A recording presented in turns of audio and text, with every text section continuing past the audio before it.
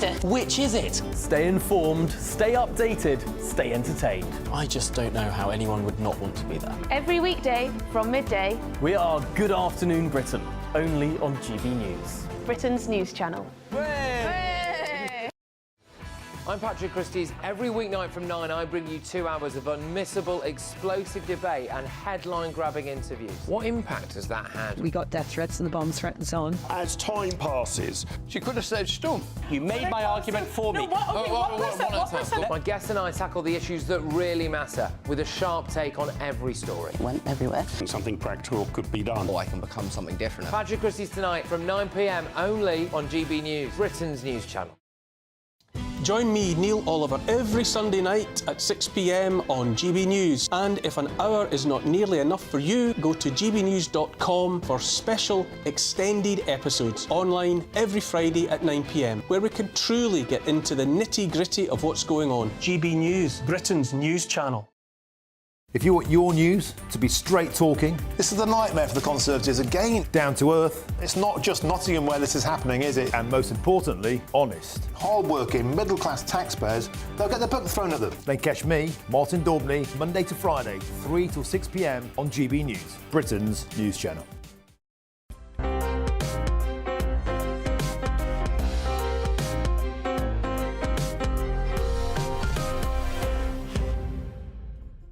Good morning and welcome to Sunday with Michael Portillo. Many of us woke this morning to the shocking news that Donald Trump had been hit by a bullet and had survived the assassination attempt. We'll bring updates and we'll discuss the consequences. Today is the 14th of July, exactly 235 years since the storming of the Bastille at the commencement of the French Revolution.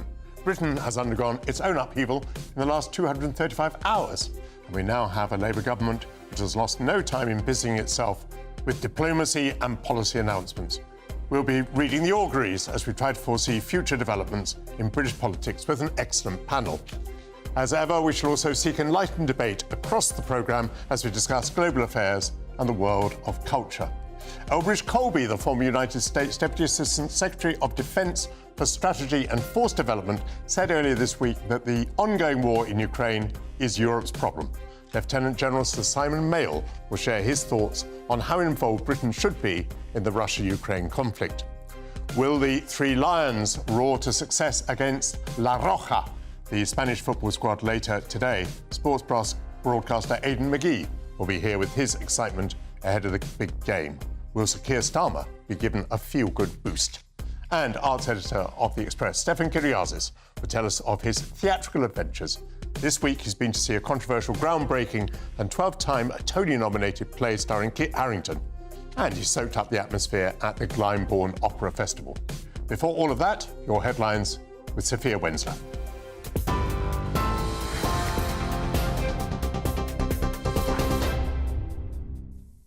Michael, thank you. Good morning from the GB newsroom. It's just gone 11 o'clock. Your top story this morning, as you've been hearing, Donald Trump has been shot during an attempted assassination at a rally in Pennsylvania. The former US president has now returned to his home in New Jersey after he was injured. Trump says he was shot in the ear, describing it as a whizzing sound and feeling a bullet ripping through his skin. Video footage shows the moment shots rang out, sparking panic in the crowd as Secret Service agents swarmed the former president. If you want to really see something that's said, take a look at what happened.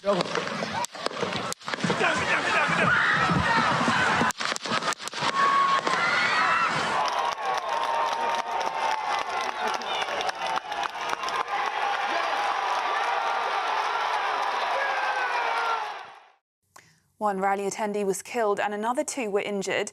The suspected shooter is also said to have been killed. The FBI has now confirmed the name of the alleged gunman as 20-year-old Thomas Matthew Crooks. President Joe Biden has responded to the assassination attempt. Speaking last night in Delaware, Biden condemned the attack against his political opponent. There's no place in America for this kind of violence. It's sick. It's sick. But the bottom line is, the Trump rally was a rally that he should have been able to be conducted peacefully without any problem. But the idea that there's political violence or violence in America like this is just unheard of. It's just not appropriate. Everybody must condemn it. Meanwhile, world leaders have condemned the rally shooting as a tragedy for democracy. Prime Minister Sir Keir Starmer said he was appalled at the shooting at the campaign rally. US Vice President Kamala Harris said, "We are relieved that he is not seriously injured," while billionaire Elon Musk said, "I fully endorse President Trump and hope for his rapid recovery." And Ivanka Trump also shared a message for her father, saying she's grateful to the Secret Service. Reform UK leader Nigel Farage says the problem lies with liberal intolerance. New left liberal elite have this sort of form of intellectual superiority where they believe they're better human beings than those on the centre right. And that is what's run through media, education, and that is at the heart of this problem, liberal intolerance. And I did say to him, if I hadn't been elected to Parliament, I'd be with him this weekend. So I would have been at that rally if I decided not to stand for Parliament. But I've now decided, Tom, in the light of what's happened, that I will fly out to America this week. I will go and see my friend, and I'll do it.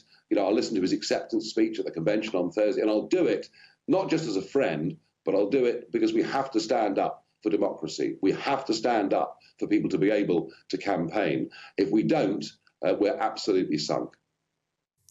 In other news, the Prime Minister, Sir Keir Starmer, has described Labour's work as urgent as he sets out to include 35 new bills into the King's speech next week. The government says the new laws will hand greater powers to local leaders, with economic growth at the top of the agenda. The Prime Minister described the measures as the down payment on the change his government is seeking to deliver. All eyes are on England tonight as they face Spain in the final of the European Championships in Berlin. Ahead of the big game, Sir Keir Starmer has praised England's footballers, saying they've made the country proud. In a letter to Gareth Southgate and the team, the Prime Minister emphasised their graft and hard work and wished them the very best. Meanwhile, England fans in Germany have been speaking to GB News ahead of the big game. I actually thought we were going out like probably most people did, but we're here. We're playing probably the best team in the tournament, but I think we can do it. It all depends on how we set up. If we set up first half against Holland, we'll win the game. Second half against Holland, we lose the game. If we get to the European Cup final like we have done and we get beat by a team who have got Dani Olmo playing up front and we don't win, no offence to Dani Olmo, he's an half-decent player, but he's not a Harry Kane or a Bellingham or this is our time. And Kensington Palace has confirmed that the Princess of Wales will attend the men's Wimbledon final today, while Prince William's in Berlin to watch England take on Spain in the Euro 2024 final. Princess Catherine will present either Novak Djokovic or Carlos Alcaraz with the trophy on centre court. It will be her second public appearance following her cancer diagnosis. She made a brief return to the public spotlight last month at Trooping the Colour. Those are the latest GB News headlines for now. I'm Sophia Wensler, more in half an hour. For the very latest GB News direct to your smartphone, sign up to News Alerts by scanning the QR code or go to gbnews.com/alerts.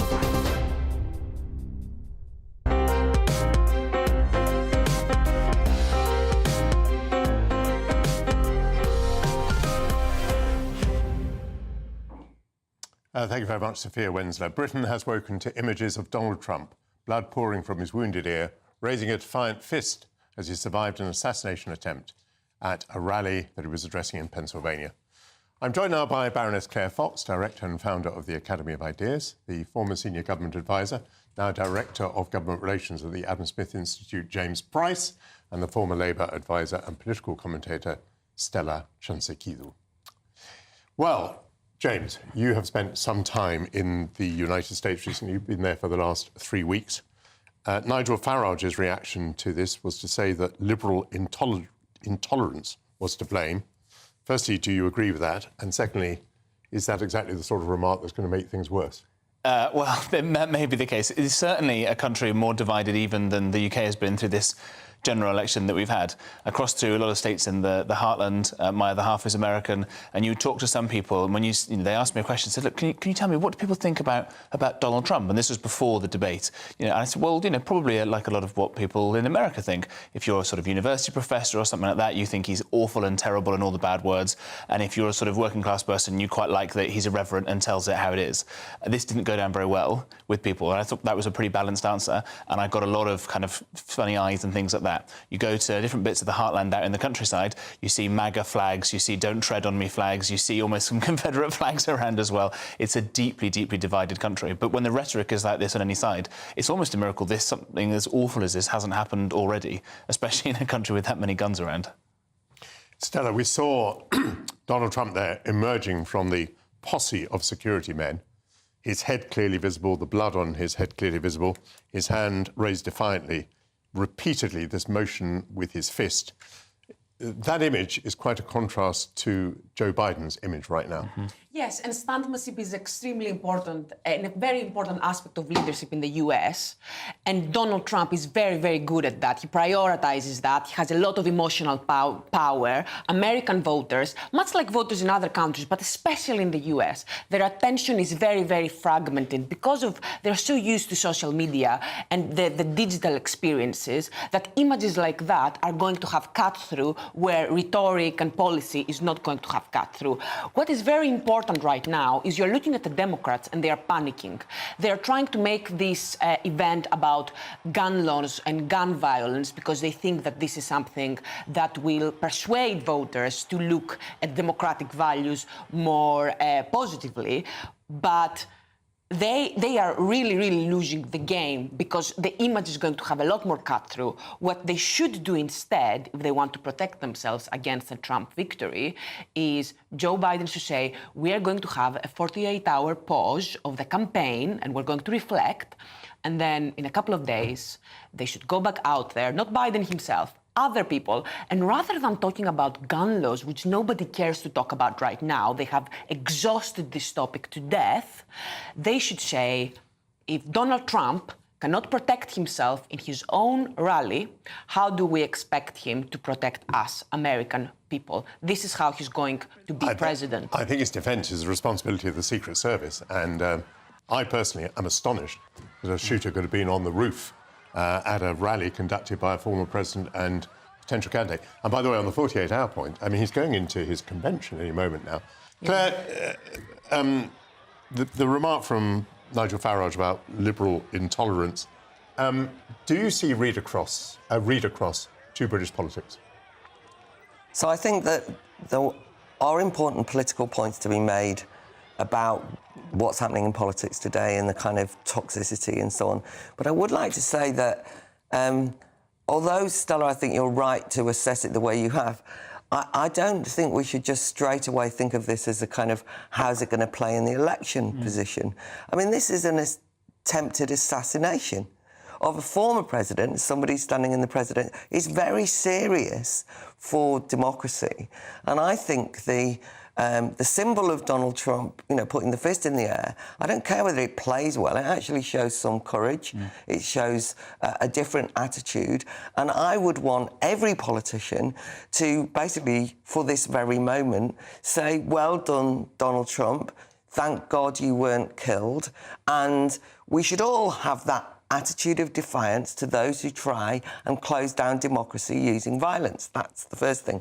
On your direct question, I think that we've seen a situation in which I don't want to kind of point the fingers in any particular direction, but in which the hatred and toxicity against certain candidates is undoubtedly an unpleasant, and not just candidates, by the way, is undoubtedly in some ways encouraging this notion that you should use violence to deal with them. So, it can be something like punch a Nazi or punch a TERF, just because that's been said to me. These people are so beneath contempt that violence can be used. And I do think that can translate into some people taking it literally. And that was a point that Nigel Farage made. Panel, will you excuse me just a moment? We're going to be joined now by the Republicans Overseas UK spokesman, Sarah Elliott. Sarah, welcome to GB News and thanks for coming on at short notice. What has been your reaction to this terrible, violent event? Well, it's extremely disturbing that it has come to this. And, you know, as one of your panelists just said, I'm surprised it hadn't happened earlier. Ironically, I mentioned this to a friend earlier this week that I said, well, now that Joe Biden definitely appears unfit to be president even now, and yet they're sticking with him as a candidate. They know they're going to lose the election in November. And so this puts Donald Trump's life at risk even more, because how else can they take this guy out? They've tried to do it through lawfare, reputation, electioneering of the election throughout the media. And it's basically, this is the final straw. But by the way, this is unprecedented. It hasn't happened in 40 years that a president or a presidential candidate has been attempted assassinated. But I will remind the viewers that about 6 years ago, Republican congressmen practicing for a baseball game in the morning were shot by a Bernie Sanders supporter, and one of the leadership of the GOP in the House almost died, Steve Scalise. So it is something that has been ratcheting up. It is very disturbing, but I'm very pleased to see that Donald Trump was able to get up, put his fist in the air, and carry on. And I will say, even though we probably should not be conjecturing on the election today, I think this definitely pushes him to the front of the queue and will most likely be our winner in November now. And what a way to enter your convention week. Sarah, I have to pick you up. You said in your remarks there, how else were they going to take him out? Who did you mean by they? Well, the left, his political opponents. So they feel that, I mean, listen, we don't know that. Well, take them out, as in take him out of the election. They have, his political opponents do not want him to be president. They do not want him standing in this election. They have tried everything to discredit this man so that he is not elected president. When I say take out, I don't necessarily mean murder him, but take him out of the election process. OK. Sarah Elliott, thank you very much indeed for joining us. Sarah Elliott from Republicans Overseas. Claire, it rather strikes me there that we're off. I mean, whatever Sarah may have said about what she did or didn't mean, it sounded awfully as though she was saying that political opponents were somehow responsible for this. Listen, I was really shocked this morning when I read some mainstream news broadcasting headlines, which basically said Donald Trump, you know, was shot, assassination attempt, but has his rhetoric caused this to happen? And I was like, for goodness sake, you know, I mean, you're blaming, you know, victim blaming. Here, on the other hand, we have a situation where it's almost like, oh, well, we know how desperate the Democrats are. They've been trying to take him out.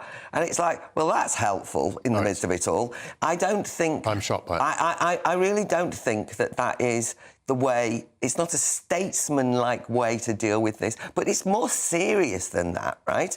Say, for example, somebody tried to take out, and God forbid, by the way, somebody from the Democrats Party. You don't just point the finger in this way. No, that is precisely... And also to say, I think he'll now win the election because of how he's handled it. It's almost like assassination, you know, attempts can be quite good for your image. And the point I'm making is he nearly was killed. It was an assassination attempt. The security forces were... He was very nearly killed. Very nearly killed. And I'd like to make a point. I'll pick it up with you, Stella, but... You know, although we're feeling very gloomy about the amount of violence that we're seeing maybe in British politics and also in American politics, I'd just like to remind people that we have lived through appalling periods of violence and somehow come out the other side. You know, when I was young, President Kennedy was assassinated, Robert Kennedy was assassinated, Martin Luther King was assassinated. I mean, Ronald Reagan was shot and survived. And in Britain, by the way, you know, many of my good friends in politics were murdered by the IRA, something which we now tend to forget and overlook. So can I appeal to you for a more hopeful view that despite violence, maybe democracy is capable of overcoming it? 100%. Look, there have been 13 attempted assassinations or plots to kill an American president in the history of the United States. This is not new. And sometimes they get elected, but sometimes they don't get re-elected. But what you said, Michael, is exactly right. We are going through one of the most peaceful times in global history, definitely one of the most peaceful times. It's never been better being born in a Western nation, being born in Europe or the United States. It's never been better. As you said, it used to be so dangerous to be a politician. It used to be the kind of profession that you entered with your eyes open, knowing you could very well die on the job. It's no longer the case. Although, James, I will say, I was asked this question the other day in an interview. I will say that I think to be a politician in Britain today, one of the things you need is physical courage. I mean, the chances of your being killed are not zero. Absolutely They're quite a bit higher than zero, actually. So you do actually have to be very brave. And even if people aren't shooting at you or trying to stab you, they're saying simply appalling things about you on the internet.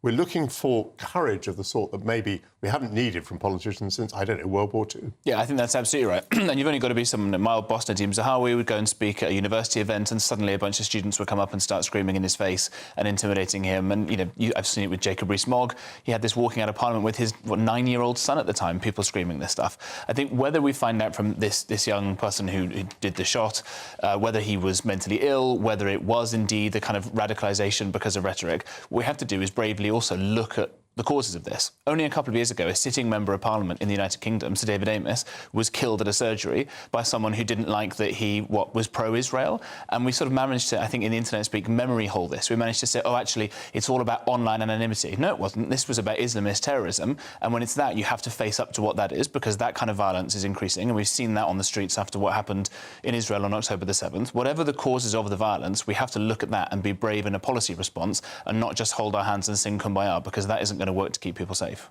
Claire, a few seconds.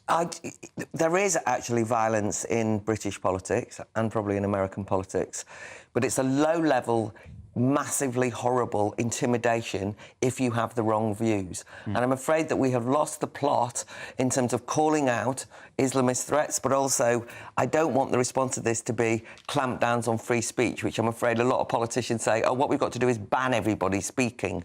What we've got to do is to call out and argue against and name and shame those people who are intimidating politicians from speaking freely. A very strong performance, panel. Thank you very much indeed. The panel will rejoin me in the second hour of the programme. How involved should Britain be in the Russia-Ukraine war? A former US military strategist has suggested that the new Labour government should take a Britain-first approach.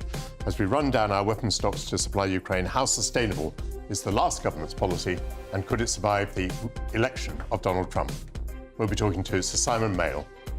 He'll be here to share his analysis. Stay with us.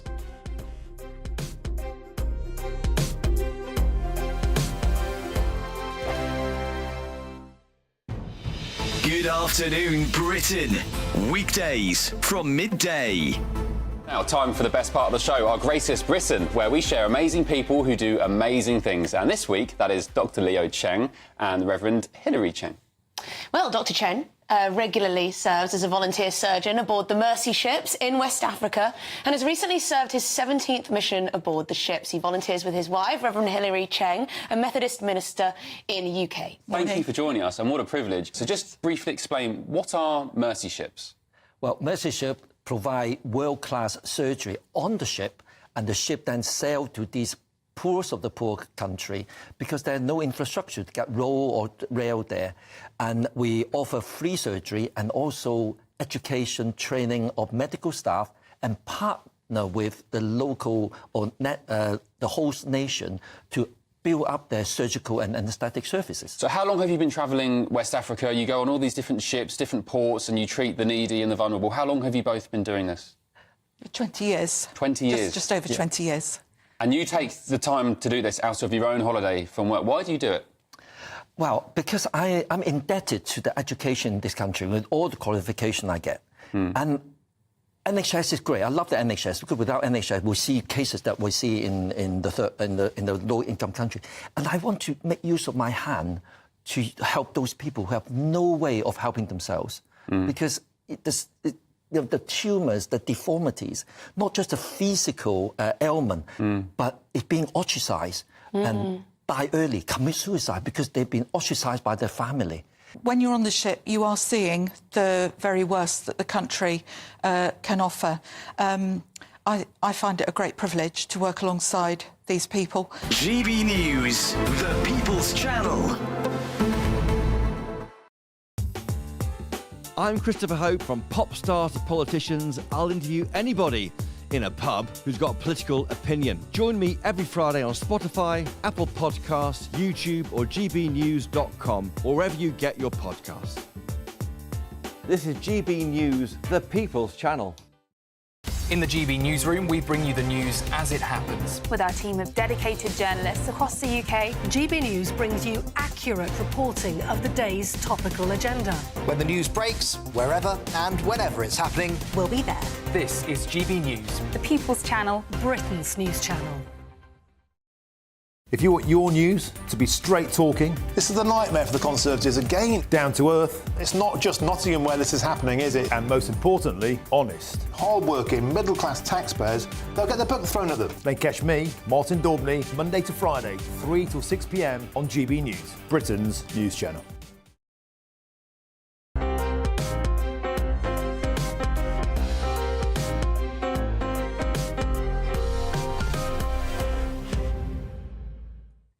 Welcome back. Is the ongoing Russia-Ukraine conflict a European problem? A former United States military strategist and Trump ally, Elbridge Colby, has suggested this week that Labour has been more willing than Rishi Sunak's administration was to accept Donald Trump's plan to reduce US involvement in Ukraine. Colby argues that the United States has to deal with the threat from China and that Britain should adopt a Britain-first approach to defence and security. Colby denounced David Cameron for haranguing the United States for more money, while Britain spends relatively small amounts itself on supplies to Ukraine. To discuss the future of Western policy on Ukraine, I'm joined now by the former Deputy Chief of the Defence Staff, Lieutenant General Sir Simon Mayle. Simon. Hi, good morning, Michael. Welcome. What do you make of this? What do you make of the UK's policy towards Ukraine at the moment? How sustainable is it, both from the point of view that we're running down supplies and that we may look forward to a change of administration in the United States? Yeah, well, you know, Colby's made some interesting points there. I think it's ridiculous for him to say it's a European problem, as if it's not a threat to democratic, liberal states all across the world, and the linkage between Putin's success and what Iran is doing and what China's doing, etc. But he has a case which has been made by the Americans all the way back, both about European nations in general, and not necessarily Britain in particular, but European nations, about not stepping up to address problems that are very much on our doorstep, for which our politicians should have been making much more provision. And there's no doubt about it, under the last government, of course, Labour has inherited this. We have run down our armed forces. We have depleted our stockpiles in a very good cause, but we haven't resupplied them. And it is really as important that if we're going to lock America in, and despite the siren voices of the French and the like occasionally on a European security, independent security identity, the key to defence of the Western world and what do you want to put, ideology or politics or style of life is very much the transatlantic link. And you'll remember it from your time as Defence Secretary, Michael, that transatlantic link, NATO, but quite understandably, Americans who don't see the European element, Britain among them, not picking up the tab and just cheering from the sidelines, will have a degree of cynicism. And so we've got to react to that with more than rhetoric. It is rather surprising to me that the American right, in particular, doesn't regard the threat from Russia as you might expect it to. I mean, traditionally, in the post-war period, the threat was from the Soviet Union. And the American right, you know, was absolutely determined to control the Soviet Union. It seems now that even though the threat is clear, I mean, Russia has invaded a neighbouring state. That is a clear threat. I perfectly understand that Trump might want to concern himself with China, but China hasn't yet invaded a neighbouring state, whereas Russia has. Yes. Where does the American right get this viewpoint from? I think we looked on the rise of China, I think, differently than the Americans did. It's more on their doorstep. They've always been, you know, Pacific-leaning, Atlantic-leaning. For them, they thought the Atlantic had rather gone. And I think we all did, to an extent. It's the Fukuyama vision. It's the collapse of the Soviet Union.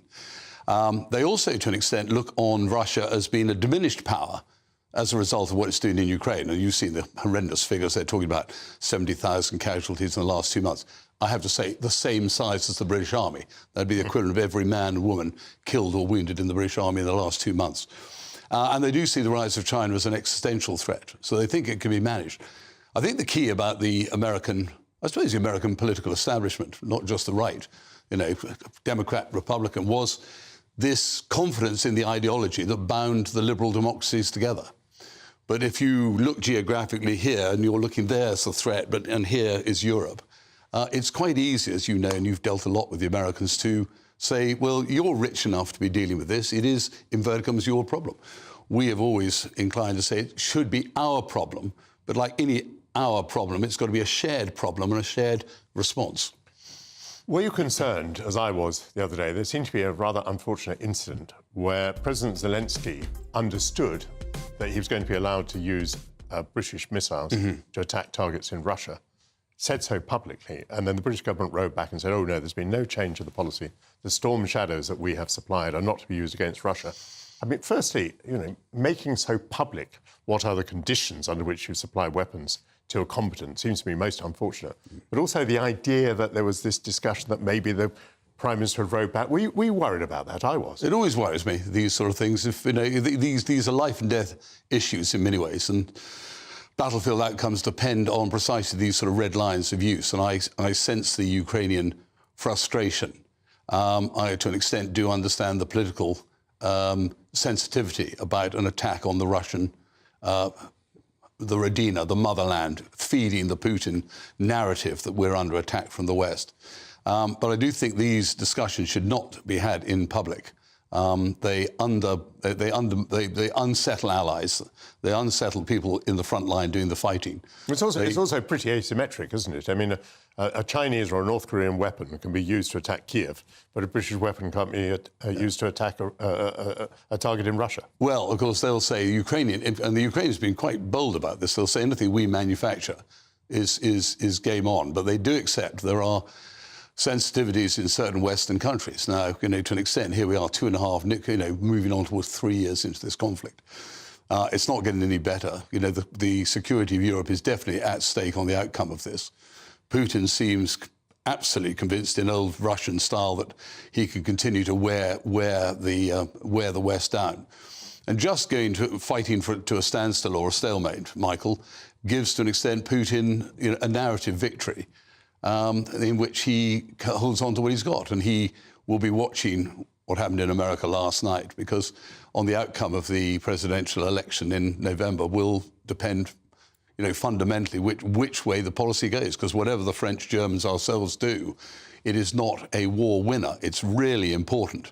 What the Americans do will be absolutely critical, and their instinct, for many of them, as you say, will be to look to the Pacific, which I think would be utterly the wrong move. But it's exactly what European politicians need to be making the case now to whichever administration comes in, that you must stay bound with the European, Western European, increasingly Eastern European democracies.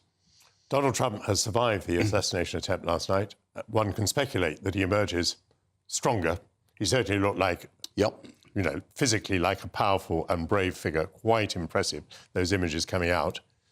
His chances of being elected have probably not been diminished. They may even have been increased. We obviously have to cater for the possibility of a Trump administration.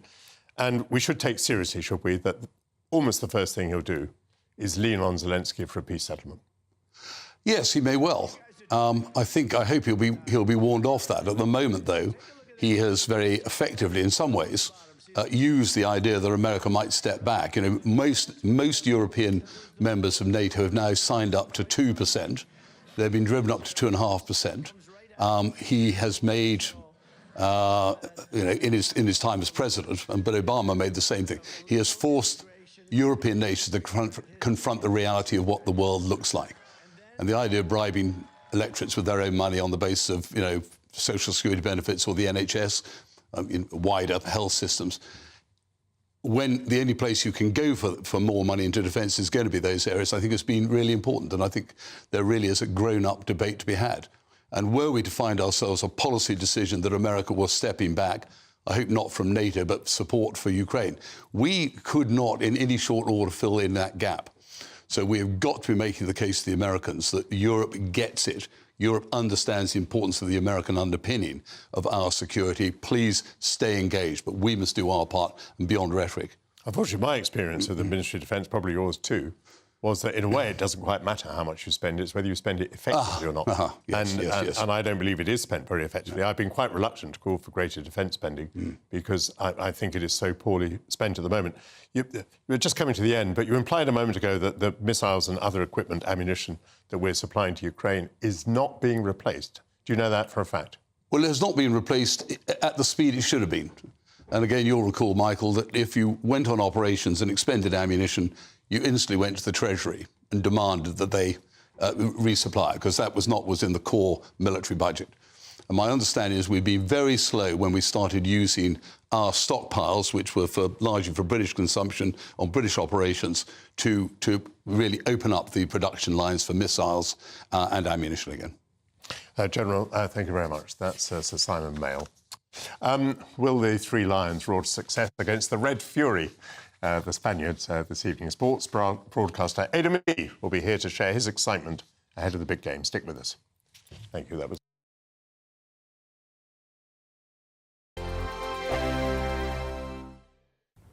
Hello there, good morning. Welcome to your GB News weather update provided by the Met Office. It is a bit of a mixed picture out there for the second half of the weekend. Actually, a decent number of sunny spells to kick off the day across southern areas of England and Wales. A bright start for Northern Ireland, central western areas of Scotland as well. But this central slice really is seeing quite a lot of clouds, southeastern Scotland into northern England. Some drizzly outbreaks of rain to contend with. It's going to be quite damp and dull underneath here, unfortunately, and feeling cool with only 15 to 17 degrees Celsius. For central Scotland into southern England and Wales, though, 20 to 23 degrees Celsius, a bit more pleasant. As we head towards the big Euros grand final game, then there is still going to be some cloud lingering across coasts of northeast Scotland as that breeze pushes it in from the North Sea. Inland areas, though, faring quite well with some sunny spells, a few sharp showers to watch out for. The rain across this central area should begin to ease, and hopefully it will turn drier as we head towards kick-off. And southern areas of England and Wales not faring too badly at all, with some late sunny spells as the game does eventually begin. Overall, then, it will be a dry evening, and particularly into the overnight period. Most places should be relatively okay with some clear spells in there. A few isolated mist and fog patches to watch out for. Temperatures holding up reasonably well, around 11-12 degrees Celsius for most of our towns and cities. But I'm sure some of you have already spotted this in the far southwest. This is our next area of low pressure that is going to start moving its way in for the new working week, staying unsettled really as we head over the next few days. This will be bringing some outbreaks of rain and showers in there. These are looking like they could be heavy in places with some thunder and even hail in the mixture as well. The northern half of the UK should start off reasonably well though, with some sunny spells, but then we'll start to see a few showers developing here into the afternoon as well. Some of those again could be on the sharp side. Temperatures, though, for all of us now beginning to climb a bit closer towards average for the time of year, 19 to 22 degrees Celsius. Unfortunately, it will remain unsettled throughout the middle part of the week, though, with further areas of low pressure arriving. Bye-bye. Sunday nights on GB News. From 6, Neil Oliver. At 7, it's Free Speech Nation with Andrew Doyle. At 9, Mark Dolan. And at 11, get set for the week ahead with headliners. Tomorrow's papers tonight. GB News, the People's Channel, Britain's news channel. Join me, Nana Akweer, for an informative, interactive news programme with a difference. It's fun. It's true. You're not wrong. No one will be cancelled. Lovely. Join me from 3 p.m. every weekend, only on GB News, Britain's news channel. Every Saturday, 10 till 12, we'll bring you all of the news that you need to know. We'll also remind you that there is so much to smile about. It's my favourite time of the week. I get to relax, enjoy some light-hearted stories, and let Ellie teach me about fashion too. That's Saturday Morning Live, every Saturday, 10 till 12. Only on GB News, Britain's news channel.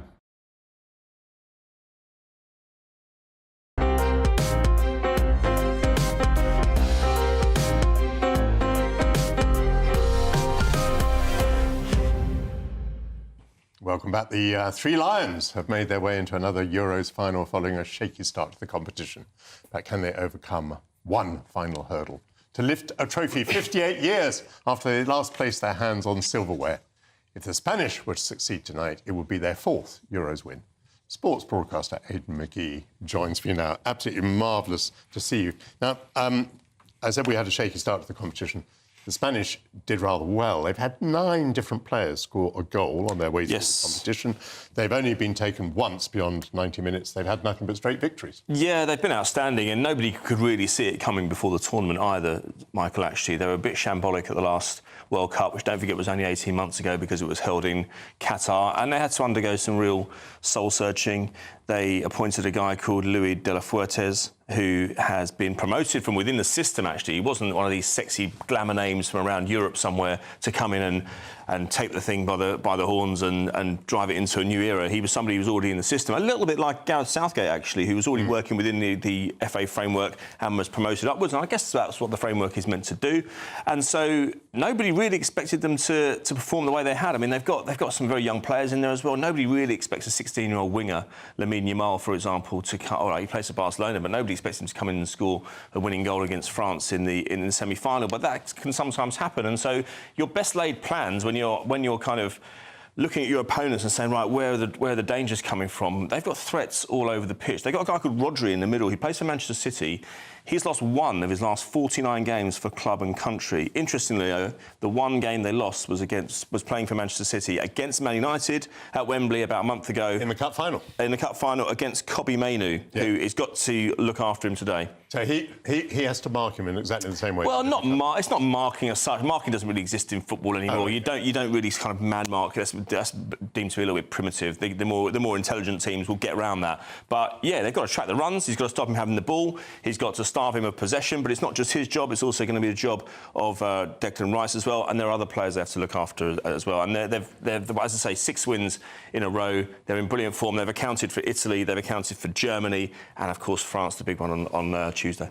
I'm going to show an artefact now to our camera here, in case you can't immediately identify that. That is a Spanish passport, and it belongs to one Michael Portillo. Oh, yeah. But on the other hand... Real Madrid had a player called Portillo about 20 years ago. Yeah, there are a few Portillo. Yeah. On the other hand, this is a British passport. Yeah, you can tell. And this belongs to Michael Portillo. Right, I see. And you can also tell, can't you, that this one is much more worn, because this one is used more. I got mine renewed last Thursday. I got a blue one, actually. I had to drive to Peterborough to get it. It was seamless, the whole process, I must say.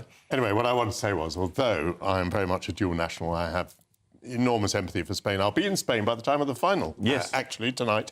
But nonetheless, I should be supporting England. Now, Harry Kane, not had brilliant form recently. Where some worries about his fitness.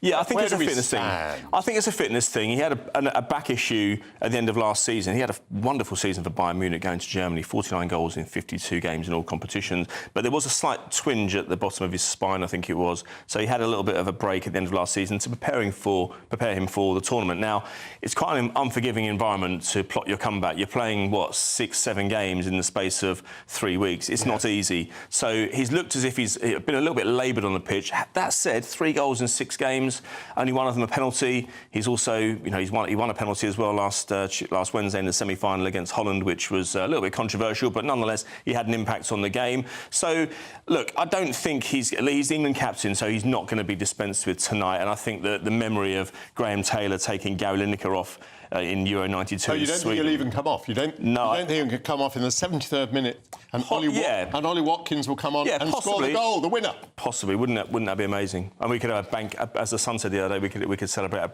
bank Ollie day. Oh, very, very good. I suppose after recent experiences of politicians, I shouldn't go and place a bet on anything. No, certainly not. Don't do that. Well, also, I can't think of a more evenly contested, in terms of how the bookmakers would look at it, and a more even final in quite some years. Yeah, I would say so. I mean, obviously the bookies over here would have us as favourites because more people are going to lump on the online over here, but it would be a different story in Spain, I'm sure. I think they'll fancy their chances quietly. And you know what? Spain have got so many young players that if they don't do it this time, there's plenty of time for them to come again. England, I think, need to do it. It's been so long that you start to wonder. You think about it, next time in the World Cup, if they don't do it tonight, next time in the World Cup, it will be 60 years of hurt. That's double the number of years of hurt that we had when the Three Lions was written. There are very few of us who remember England. Can you remember it? Of course I can. 1966, I was at my Boy Scout camp listening to it on the radio. Right, okay. And I should be in Barcelona this evening, and let's hope nobody hits me with a water pistol. Thank you very much, Aidan McGee. Good to see you, Michael. Still ahead, it's nearly time to take to the stage with Stefan Kyriazis. to hear about the latest from the West End, including Jeremy O. Harris's controversial slave play starring Kit Harington, following its acclaimed success on Broadway. Cheers.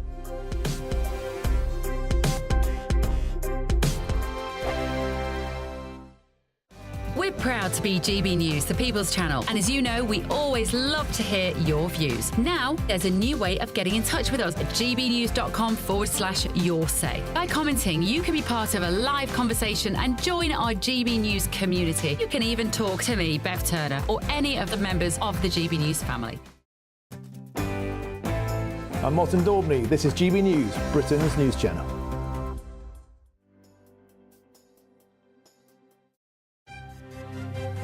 GB News Breakfast, every day from 6 a.m.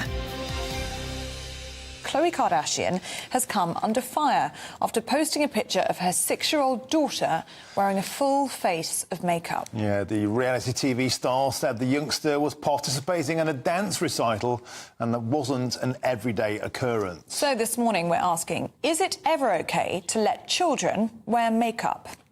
Well, joining us now is journalist Julie Cook. So, Julie, it's a child wearing full rouge, bright red lipstick, hair tied back, looking very, very stylised, very much, I think, like a young adult. Is this really the sort of thing we should be doing with small children? Oh, I think it's absolutely fine. I mean, first of all, in Khloe Kardashian's case, it was a dance recital, so it was very much a kind of performance element to it. She said herself in her post, it wasn't something they do every day. She was taking part in a dance activity. So, you know, I think she's vindicated on that front. But I've let my daughter play with makeup since she was 3. When she was 3, she showed a distinct interest in my makeup palettes, going through my stuff. She's 10 now, and while I don't let her wear a full face like a drag queen, I do let her wear, you know, a bit of mascara on a weekend if she wants to. I don't see any harm in it. Clearly, if you're a child of a Kardashian who's paid millions of dollars to endorse cosmetics, you know, that's part of the fabric of their family. My concern, though, Julie, is putting those pictures on social media where people can see them. We live in an age now where, you know, wrong-uns are scouring the internet all the time. A lot of girls do enjoy putting makeup on. It's almost like a self-expression thing. It's like painting on a canvas. They're just trying to be a bit artistic. I don't think it's necessarily as sort of sinister as we're making out. And I think as long as you're not posting pictures everywhere or putting them at risk of harm, I don't see any danger. The People's Channel. Join me, Neil Oliver, every Sunday night at 6 p.m. on GB News. And if an hour is not nearly enough for you, go to gbnews.com for special extended episodes online every Friday at 9 p.m, where we can truly get into the nitty-gritty of what's going on. GB News, Britain's news channel. I'm Michelle Dewberry, and this is GB News, the People's Channel, Britain's news channel.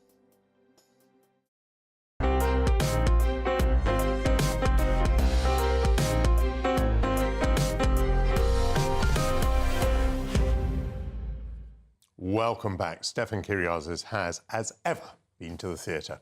And he's been to see the Game of Thrones star, Kit Harington, in The Slave Play. Now, this is a play, apparently, in which there are 3 generations involved, and there's sexual and racial violence that tumbles down between the generations. And then I was absolutely amazed to read that it's very funny. Yes, so How can that be? It's 3 couples, so not generations, it's 3 couples. Oh, 3 couples, sorry, yeah. And the very important thing about it, which is a clue to the whole thing, is it's slave play. So slave play, you think play about slaves, but it's also slave play, as in playing at slaves. Right. So it's a double thing. Yes, the first half an hour we see 3 extraordinary, funny, very sexual situations, one after another, and it's all part of this thing. It's role play, which it's kind of wonderful if you don't know going in, but it's very hard to discuss if you don't. So the idea is it's people playing master and slave or mistress and slave or whatever it might be. So when this opened in 2018, there was outrage off Broadway before people kind of got to know what it was. They were demanding that it would close. And the playwright Jeremy O. Harris actually wrote this at Yale while he was still there. And so there are sex toys, there are some bottoms, there are lots of things going on. And also, it's fun and ridiculous, and sex should be fun and ridiculous. So that's fine. But obviously, it's very uncomfortable hearing the language. My review, annoyingly, was slightly edited in the newspaper, and they took out some of the words that are used. But those words are used in the play, and they're words that we are no longer comfortable with hearing. But it's all part of it. And then what you do is you go into this second act, which is a huge group therapy session where everything suddenly unravels. And it's basically, there's something I now know called anhedonia, which is an inability to find sexual or any kind of pleasure. And each of the 3 black partners are suffering from this with their white partners. And you have 2 couples and a gay couple as well. And then the 2 therapists are also mixed race couple, and they're lesbians. So there's blackness, queerness, all different things going on. There are so many ideas in this, Michael. It's wonderful, stimulating, disturbing. It's a lot to get in. But, is it one of these plays that you come out fighting with the person you went with over what it meant and what you felt? I came out fighting with myself. That was the thing. I had so many different views of it, and I loved a lot of it. I thought it was wonderful. I was stimulated by it. A lot of it spoke to me. There's a lot of sensation of... There's this idea of, as a black person, we don't understand as a white person that you don't have to represent your entire race by your actions or your thoughts or your words. But then there's also a collective black experience with slavery, with society, with the way the world is. So it's how to find the individual within that. There's huge themes about honesty. We all struggle with honesty, and Brits talking about sex, terrible. So we all snigger, but we're all squirming. But also it's really powerful. And then there's the whole idea of listening to your partner. And obviously within the racial theme, that's very important, but also sexually, or just listening to your partner and allowing them a voice. So it's channeled through the black experience because the white partners tend to often speak first, and you get this sense that, it's the dominant voice. It won many Tonys. It didn't win any Tonys. It was nominated, a record number. Oh, I see, but it didn't win it. It didn't win any. And record number of nominations, but now...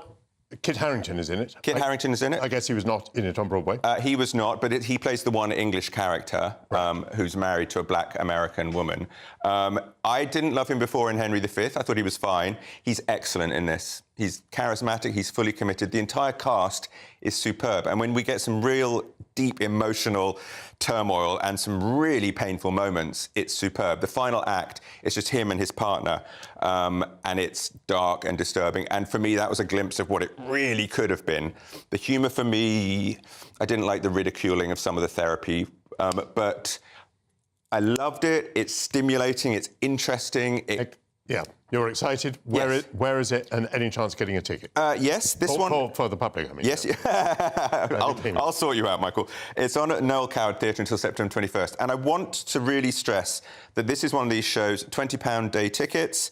There are also 30 tickets released once a week for the following week, every show, where you pay what you can, so anything from £1 upwards. So a big move to make theatre accessible as well, which I think is really important. And I really do think everybody should go and see this. Now, it's awkward to talk about sex, but you have lost your Glyndebourne virginity. Is that right? You've been to Glyndebourne for the first time. Well, yes. I think we have a little picture somewhere. Let's see if they can find it. Drum roll. Which was me wandering around the banks of the river. Oh, there we go. Oh, very lovely. So, yes, covered in butterflies, which I thought, why not? Yes, I was invited by friends, and I've always been... Let's take one step back. Not everyone knows what Glyndebourne is. Yeah. Glyndebourne is an opera festival which is held... you picnic in the open air, then you go into a very beautiful theatre which was rebuilt maybe 20, 25 years ago, and it's about 2 hours' journey south of London. Yes, just outside. And there's a coach that'll actually take you straight from the station. It's brilliant. It's one of those wonderful things that you sit on a train with seeing people in black tie and all those sorts of things. And I think it's a wonderful... you don't have to dress up. There are no rules. But everybody does, and I love that. And you don't have to spend a fortune. My ridiculous outfit was all sort of budgeted and retro and vintage, and you can throw it all together. Are you trying to say it's not elitist? Yes, I am, because people really sort of push at this idea. But also you bring in your own food, so you bring in your own drink. You know, you don't have to spend an absolute fortune. Standing tickets, again, from £15 Tickets for under 30s, £30. Very accessible. What did you hear? I saw The Merry Widow. Now, I'm not an opera purist or expert like yourself. So Merry Widow is an operetta, Le Hare's operetta. It's also sung here in English. And it is fun. I think we've got a trailer of it, just to give you a little idea of how joyous it is. Good. No. Oh, there we go. It's pictures, so we can keep talking. Yes. OK, and I mean, it's the most magnificent theatre, isn't it? It's glorious. It's all wood, so it's beautiful, very modern. And you know, it was all done by private donation. I mean, this is not government subsidy. This is what makes it so extremely unusual. We have got some audio. Here we go.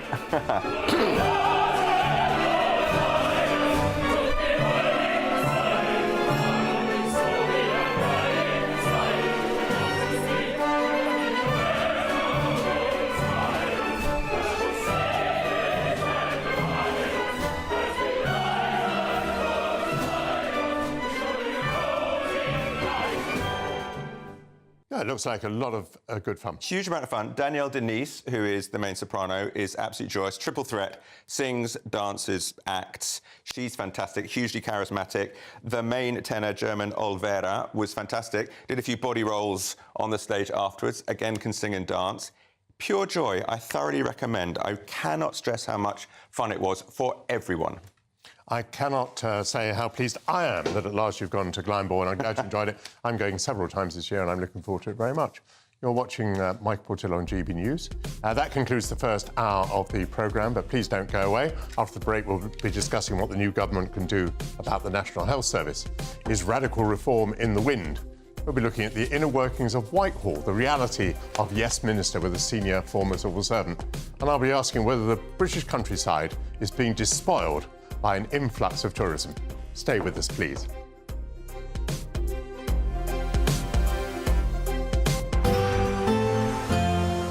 A brighter outlook with Box Solar, sponsors of weather on GB News.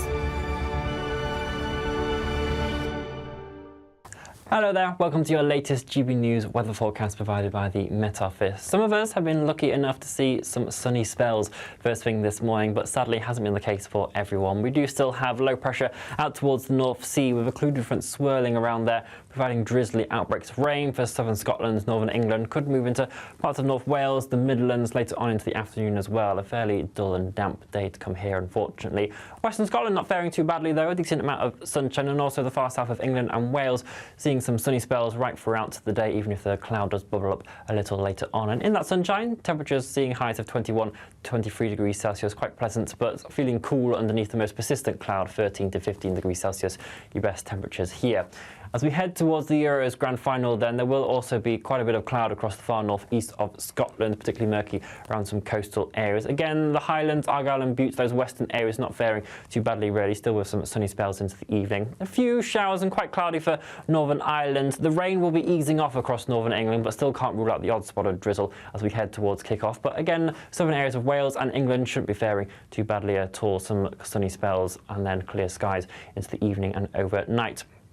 A few mist and fog patches possible as we head into the second half of the night, and it will be turning quite misty and murky again around northeastern coast of Scotland, perhaps some drizzle around parts of the Firth of Forth. Temperatures overall fairly academic, holding up between 11 and 13 degrees Celsius for most.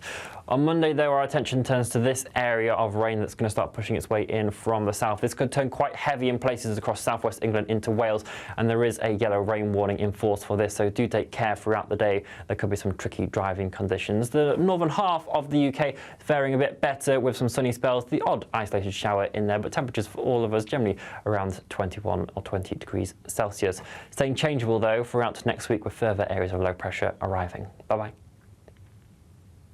That warm feeling inside from Boxed Boilers, sponsors of weather on GB News.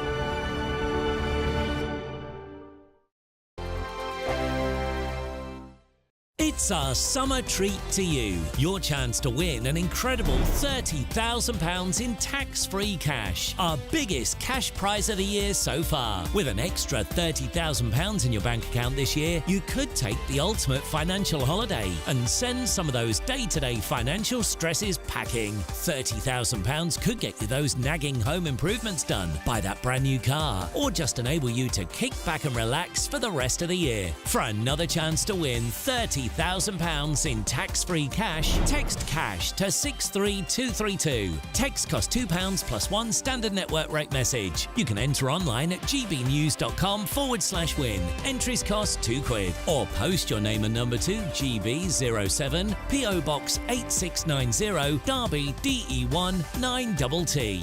UK only. Entrance must be 18 or over. Lines close at 5 p.m. on the 30th of August. Please check the closing time if listening or watching on demand. Good luck. Are the newspapers getting you down? My wife didn't divorce me that month.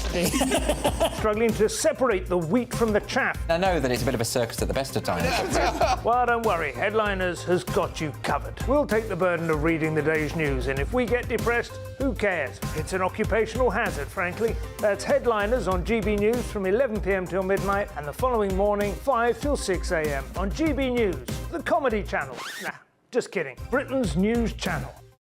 Hi there, I'm Michelle Dewberry, and I'm going to take a second to tell you all about my show, Dubes & Co. We start off with the issues of the day. We then bring in both sides of the argument. We get rid of the disrespect, and then you throw me into the mix. And trust me, I'll tell it exactly how it is. And then, of course, the magic ingredient, you at home. We mix it all together, and what have we got? In my opinion, the best debate show in town. Monday to Friday, 6 till 7 on GB News, Britain's news channel. Hello there, I'm Eamon Holmes. Thank you for joining us on GB News, Britain's news channel. I'm Patrick Christie's. Every weeknight from 9, I bring you 2 hours of unmissable, explosive debate and headline-grabbing interviews. What impact has that had? We got death threats and the bomb threat and so on. As time passes, she could have said stump. You made my argument for me. My guest and I tackle the issues that really matter with a sharp take on every story. Went everywhere. Something practical could be done. Or I can become something different. Patrick Christie's tonight from 9 p.m. only on GB News, Britain's news channel. We're proud to be GB News, the People's Channel, and as you know, we always love to hear your views. Now, there's a new way of getting in touch with us at gbnews.com/yoursay. By commenting, you can be part of a live conversation and join our GB News community. You can even talk to me, Bev Turner, or any of the members of the GB News family.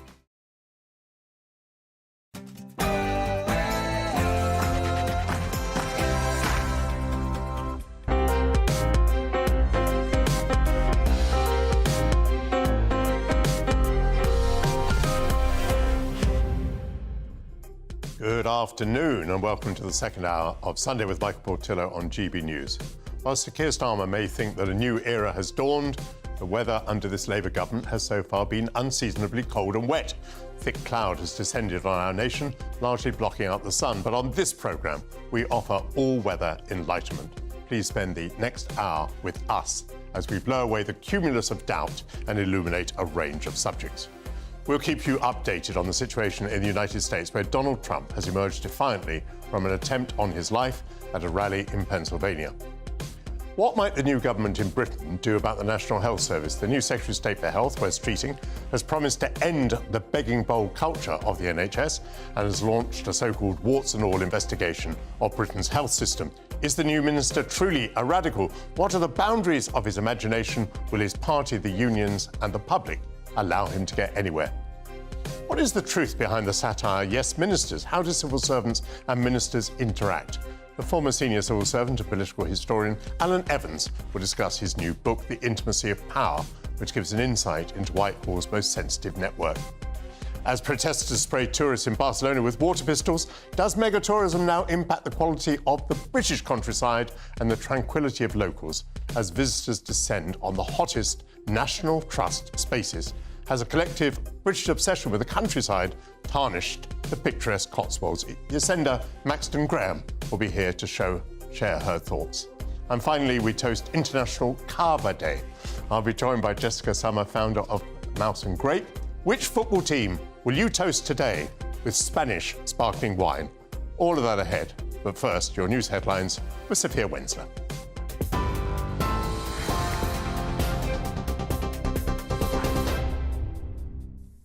Michael, thank you. Good morning from the GB newsroom. At just gone 12, your top story this morning. Donald Trump has been shot during an attempted assassination at a rally in Pennsylvania. The former US president has now returned to his home in New Jersey after he was injured. Trump says he was shot in the ear, describing a whizzing sound and feeling a bullet ripping through skin. Video footage shows the moment shots rang out, sparking panic in the crowd as Secret Service agents swarmed the former president. If you want to really see something that's said, take a look at what happened.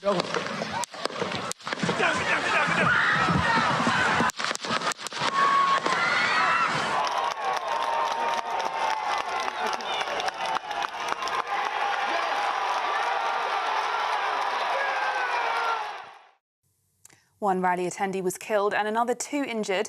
The suspected shooter is also said to have been killed. The FBI has now confirmed the name of the alleged gunman as 20-year-old Thomas Matthew Crooks.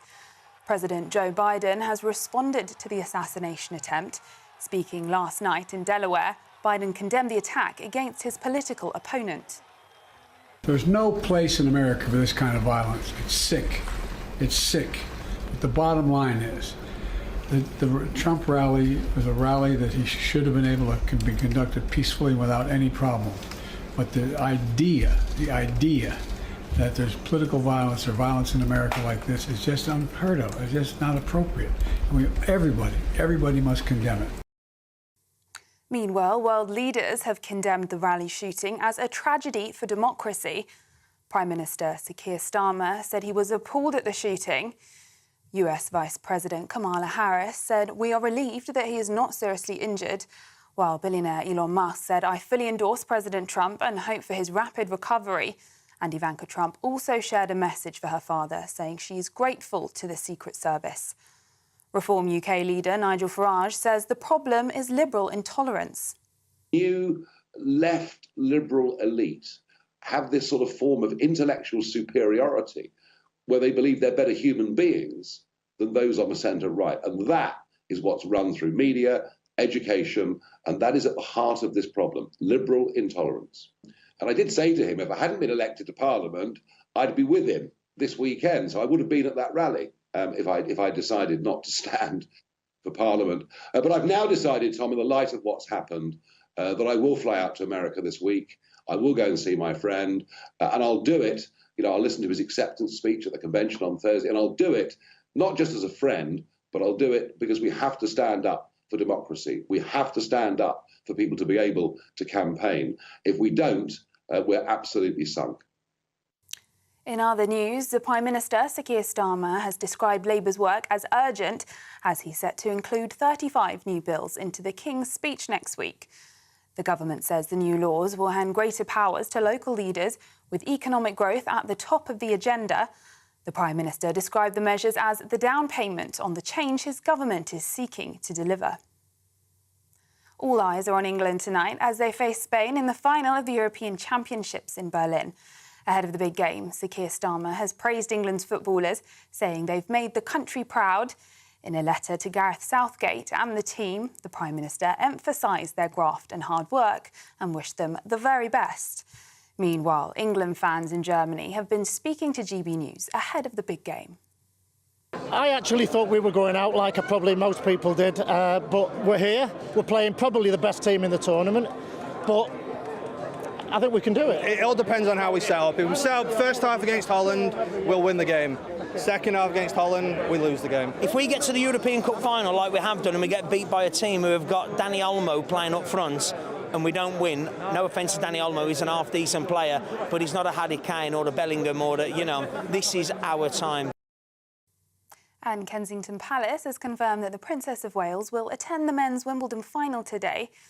While Prince William's in Berlin to watch England take on Spain in the Euros 2024 final, Princess Catherine will present either Novak Djokovic or Carlos Alcaraz with the trophy on centre court.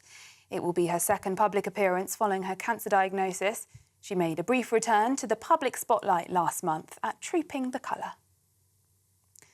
Those are the latest GB News headlines for now. I'm Sophia Wensler, more in half an hour. For the very latest GB News direct to your smartphone, sign up to News Alerts by scanning the QR code or go to gbnews.com/alerts.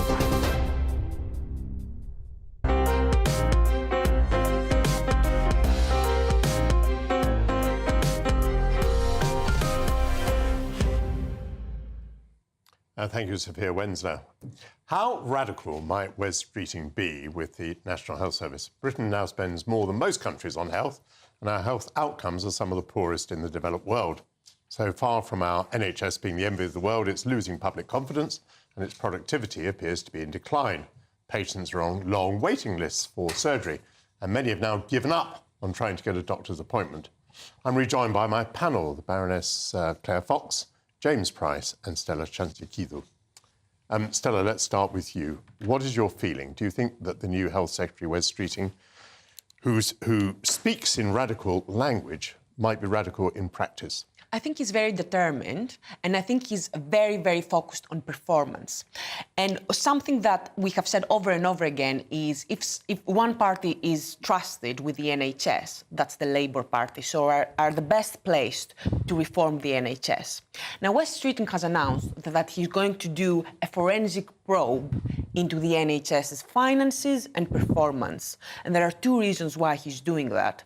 One is because he wants to build support for more radical reform. And two is because he obviously needs to buy some time while dealing with the most urgent problems. The doctors' pay is one of them. He met with the MBA, the doctors' union, on Tuesday. The meeting seemed to be positive. He's also said that Alan Milburn is likely going to join the Labour team, so the former health secretary, new Labour health secretary, who tackled the waiting list under Tony Blair. So these are all some very, very positive rounds. I don't know to what extent it's going to be radical. It depends on how you define radical. If you define radical as left-wing, then no, I don't think that's what he's going to do. The sense I'm getting from him is the attitude of an experienced manager. What might the reform be? I mean, whether you describe it as radical or not, what might he do? So a big problem is accountability, lack of ownership and responsibility in the NHS. Because the NHS is separate from the Department of Health and Social Care, you often have a situation where fingers are being pointed at different directions. So what Wes Streeting wants to do, and I'm not sure yet quite how he's going to do, maybe there will be some evidence of that on the 17th in the King's Speech, or maybe there will be another announcement coming up soon, is he wants to bring these groups together in common executive meetings so that nobody can get away with not taking responsibility for their own business and for their own performance. Claire Fox, from the Institute for Ideas, what ideas do we have for the health service? So the most important thing that Wes Streeting has done is he's taken something that's a sacred cow and said, I'm not going to allow this to be ring-fenced away, and I'm going to look at it warts and all, a phrase that he uses. So the particular way that he will deal with it, as Stella has outlined very well, I thought, we don't know the details of. So, it could be all rhetorical, but that rhetorical commitment is quite radical. Also, he's got himself into some confrontation with some people within the Labour Party themselves and some activists around his announcement that he's going to carry on and make permanent the ban on puberty blockers for teenagers. And actually, just before we came on air, and James drew my attention, he's done a long thread on why he's going to implement the CAS review in full in relation to puberty blockers. This is very important because the whole trans, sex, gender row centres around your attitude to young people, whether they should be medicalised, whether the NHS should be involved. And he has had so much, we were talking earlier about toxic threats. You should see what Wes Streeting's had for the last week. I mean, Lisa Nandy could say there's no culture war unless you say the wrong thing and then you're on the receiving end. And he has faced them down, has said, no, I'm not going to be bullied by trans activists who say I'm responsible for children being murdered, which is what they've said, or killing themselves and dying and all this. And he says, no, I'm going to do it. So that strikes me as being more than rhetorical. Yes. He's doing something practical that's unpopular, and that bodes well for some of the other things he's likely to do with the NHS. James, what might happen? I mean, one can think of two areas in which one might move forward. One might be organisational. I thought Stella made a very interesting point about accountability. So one might be to change the organisation. At the moment, it appears to be, one great organisation of 1 million people or whatever. One could try to federalise it in various ways. Or one could make some changes to the way in which it is funded. Many developed countries, which are not the United States, have a sort of co-funding where the patient puts in some money or an insurance company puts in some money and the state puts in the rest of the money. Do you think he's going to move on either of those? And if so, which is the more likely? I mean, on behalf of all the current and future patients, God, I hope so. I hope we need radicalism in this. I think the Conservatives, we would endlessly concern ourselves in government about the reputation of, well, we are the party of the NHS, we're going to look after it and all these kind of things, just fattening up the sacred cow that Claire just mentioned. So if he's going to slaughter that or sacrifice it, I think that would be a great thing. In terms of your question there, I think the organisation point is important. And from talking to people who used to be running the department, the fact that they couldn't get NHS England on the hook for anything was a really big problem. Things would fall through the cracks. And then different NHS trusts acting in different ways. So more of that federalising thing, I think, would be good.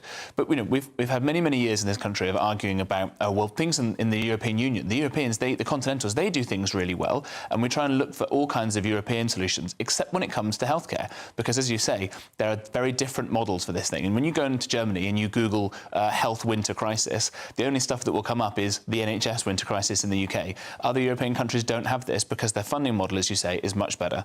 And nothing that I've said, or hopefully anyone else has said, is to decry the nurses and the doctors and all the wonderful people who work there and want to make us all better.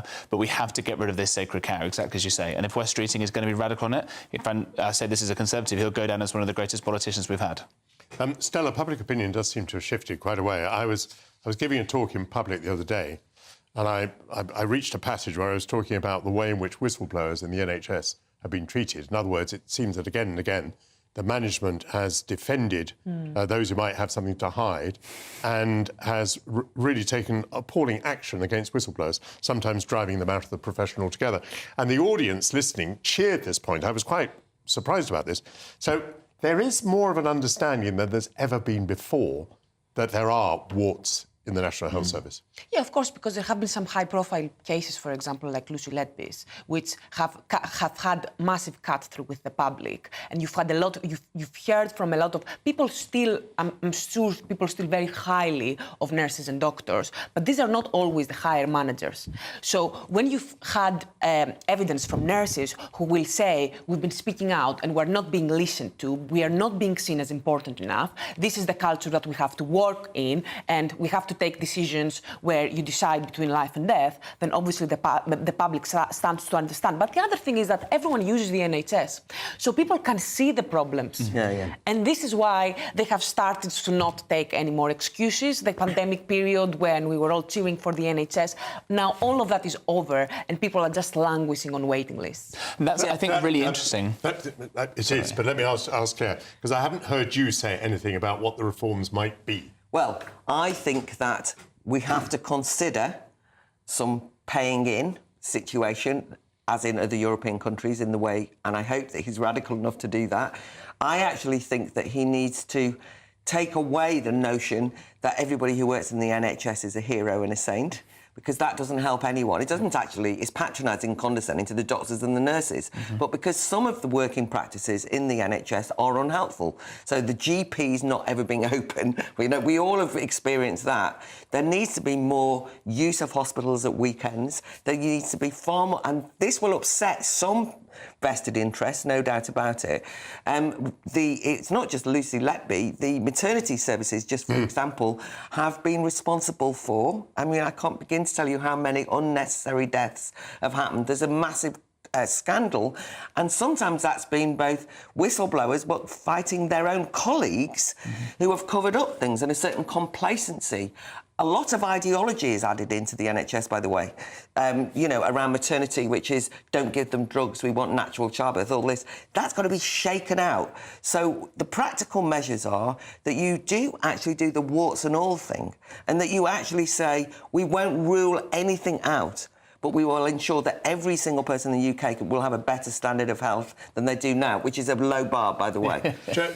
James, it's already clear that some trusts do better than others. You know, some are performing many more operations within the week for a given sum of money than others. It seems that the first steps ought to be fairly straightforward, which is to make sure that the worst performers come up to the level of the best performers.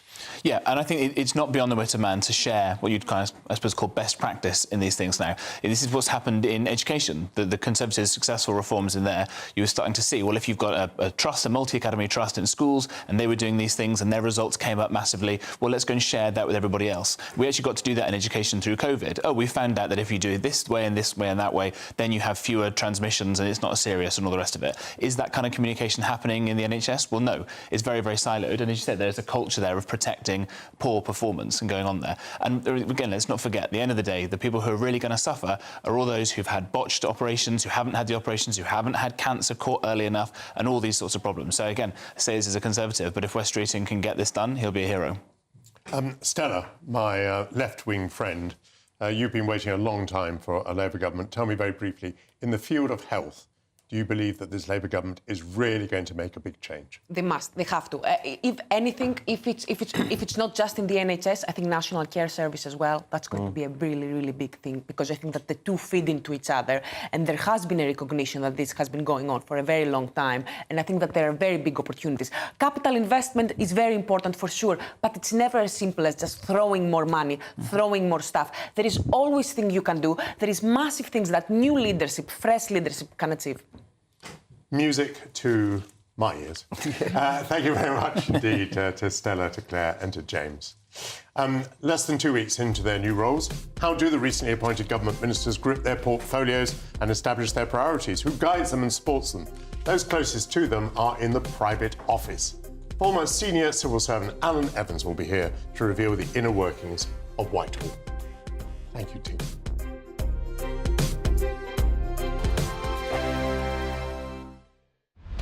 Britain's Newsroom, weekday mornings from 9:30.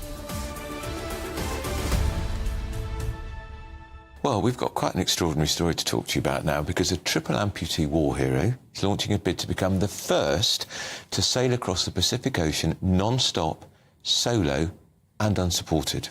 Craig Wood was blown up as a teenager by the Taliban in Afghanistan, but now he's hoping to change the perception of disabled people and raise money for other limbless veterans like himself. And Craig joins us now.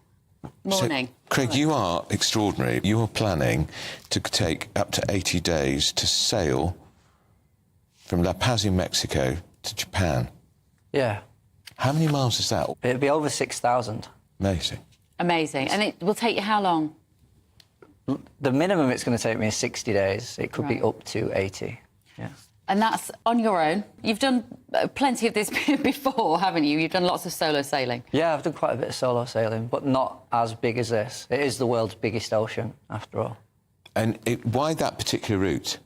I wanted it to be a challenge, not just for me, but for anyone. Right. So any able-bodied person can look at this and go, wow, that is difficult. Yeah. And so that was the main drive. Then it's become a bigger thing than that now. Now I'm raising money for charity, and I can truly inspire people to change their perception on what is possible for disabled people. And if you don't mind, can we ask you what happened in 2009 in Afghanistan? What were the circumstances of your injury? I was on a normal routine foot patrol. About 5 metres in front of me, a commando IED was triggered. And subsequently, I became a triple amputee, both legs above the knee, left hand at the wrist, facial injuries, etc., etc. The People's Channel. Sunday nights on GB News. From 6, Neil Oliver. At 7, it's Free Speech Nation with Andrew Doyle. At 9, Mark Dolan. And at 11, get set for the week ahead with headliners. Tomorrow's papers tonight. GB News, the People's Channel, Britain's news channel. Every Saturday, 10 till 12, we'll bring you all of the news that you need to know. We'll also remind you that there is so much to smile about. It's my favourite time of the week. I get to relax, enjoy some light-hearted stories, and let Ellie teach me about fashion too. That's Saturday Morning Live, every Saturday, 10 till 12. Only on GB News, Britain's news channel. We're proud to be GB News, the People's Channel, and as you know, we always love to hear your views. Now, there's a new way of getting in touch with us at gbnews.com/yoursay. By commenting, you can be part of a live conversation and join our GB News community. You can even talk to me, Bev Turner, or any of the members of the GB News family.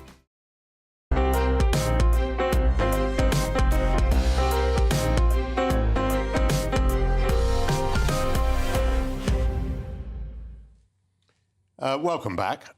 What happens behind the scenes of the corridors of power when the government changes? How do the new government ministers get to grip with their portfolios and their priorities? Who guides and supports them? The answer is the private secretaries in the minister's private office. Alan Evans, a former senior civil servant, indeed a former private secretary to Michael Portillo, has lifted the lid on this vital but little-known cog in the machinery of government in his new book, The Intimacy of Power. And Alan joins me now. Alan, does the private secretary to a minister work for the minister or to civil service bosses? Well, thank you for inviting me on, and a good question. And if I might remind you, you probably don't remember this, but in 1994, when you interviewed me to be your principal private secretary, that was one of the questions you asked me. And I think my question's the same. Is your answer the same? Well, I think it probably is, and maybe I give it better now than I did 30 years ago. But my answer would be that the principal private secretary, any private secretary, has to have a loyalty to both the minister and the department. But if those two loyalties come into constraint, the overriding loyalty should be to the minister, because that is the role of the private secretary, to ensure that the minister can get his or her business done and to support them. And there will be times when there is a clash with the department and someone has to stand up for the minister as well as the department. I remember now, that was your answer. but does it stand the test of time in this sense in particular? You make quite a play in your book, early on in your book, about what happened under Boris Johnson. Mm-hmm. And so, I mean, for example, if the minister found himself in a position where he might have broken the law, as that Prime Minister did, would the private secretary still be supportive of the minister? No, I think that is the case where the private office at times has to flag up to the minister red flags in the case of Boris Johnson to say, however loyal I am to you personally, these are things you cannot do. And unfortunately, I think it reflects badly on the civil service that at the time of Partygate in particular, that didn't happen. And that was a failure of the private office. And I think, at least I hope, under the new government, they will take heed of that and some better standards and greater probity will come in. Because one of the things that struck me when I was thinking about this interview is, in the last week or so, Keir Starmer has appointed over 100 ministers, the vast majority of whom have had no experience of being a minister, including himself. And to whom do they turn for advice? In the first instance, they will turn to their private office, and the private office must be able to say, whilst I will support you, Minister, in everything you do, there will be some things I will say you cannot do or advise you not to do. Martin Reynolds was the principal private secretary to Boris Johnson when he was Prime Minister, and he sent out this email inviting people to a socially distant party, bring your own booze, and you think he was on the wrong side of the line. You think the private secretary was on the wrong side of the line there, do you not? I do, strongly. Well, do you want to say some more about that? Yeah. Well, at a time when there was strict guidelines being followed by the vast majority of the population, to send out an invitation to almost 200 people to come to a allegedly socially distanced party, which, judging by some of the photos that emerged, wasn't that socially distanced, was very unwise, to put it generously.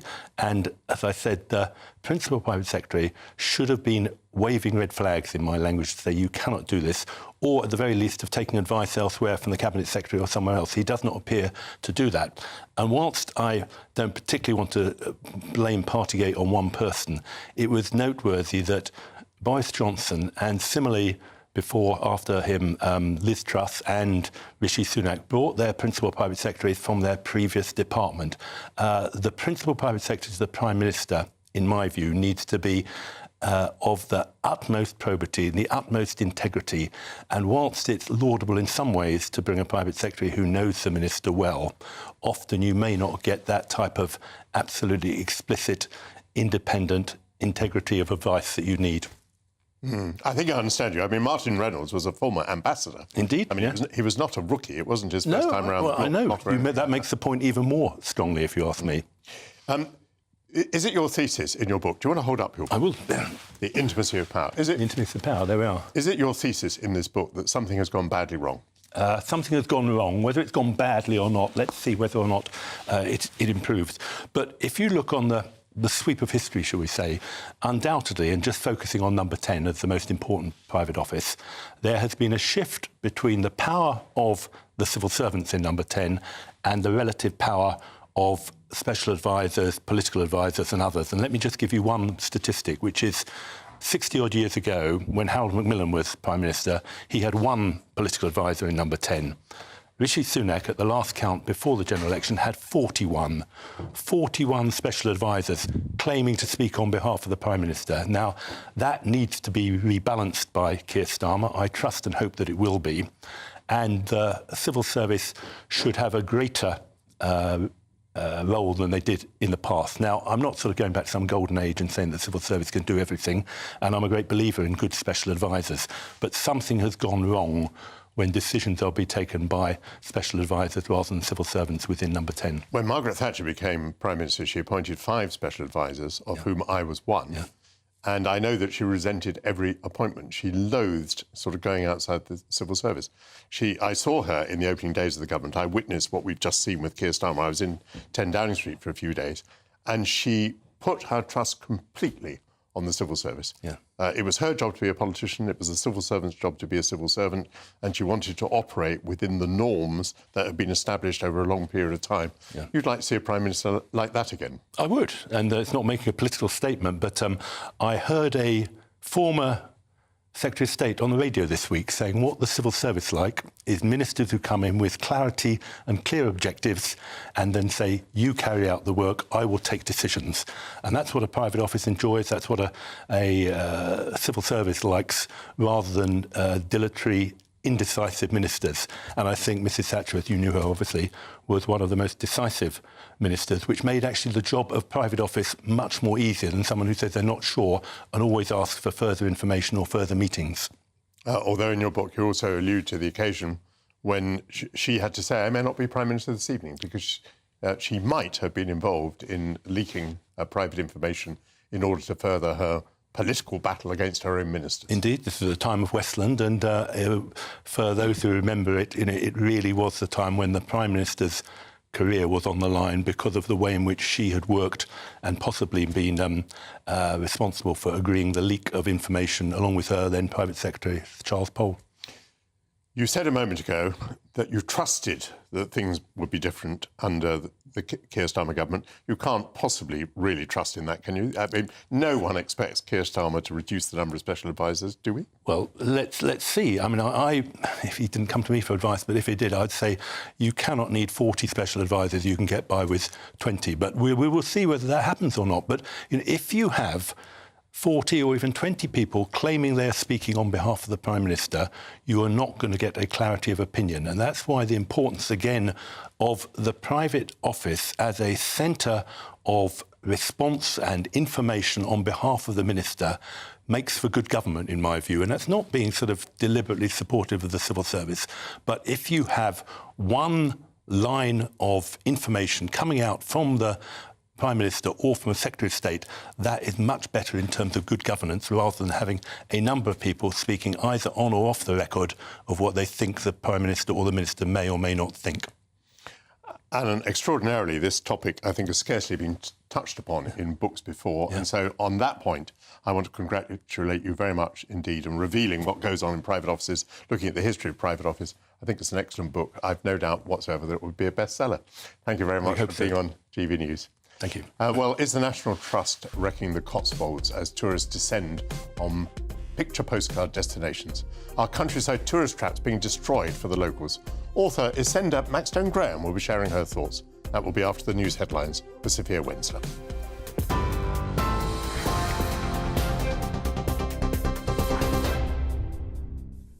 Michael, thank you. It's 12:30. I'm Sophia Wensler in the GB newsroom. Your headlines. Donald Trump has been shot and wounded during an attempted assassination at a rally in Pennsylvania that left one spectator dead and another 2 injured. The former US president has now returned to his home in New Jersey after he was injured. Trump says he was hit in the ear, describing a whizzing sound and feeling a bullet ripping through skin. Video footage shows the moment shots rang out, sparking panic in the crowd as Secret Service agents swarmed the former president. You want to really see something that said, take a look at what happened.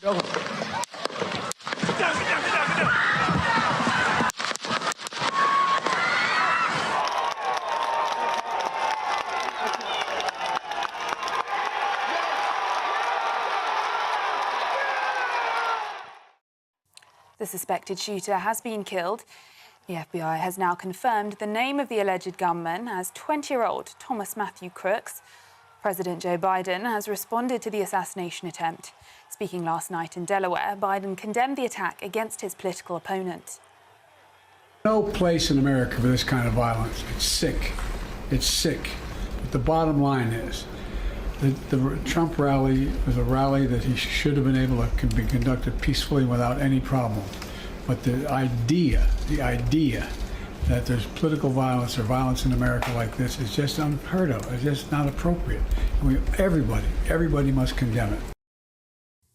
And all eyes are on England tonight as they face Spain in the final of the European Championships in Berlin. Ahead of the big game, Sir Keir Starmer has praised England's footballers, saying they've made the country proud. In a letter to Gareth Southgate and the team, the Prime Minister emphasised their graft and hard work and wished them the very best. Those are the latest GB News headlines for now. I'm Sophia Wensler, more in half an hour. For the very latest GB News direct to your smartphone, sign up to News Alerts by scanning the QR code or go to gbnews.com/alerts.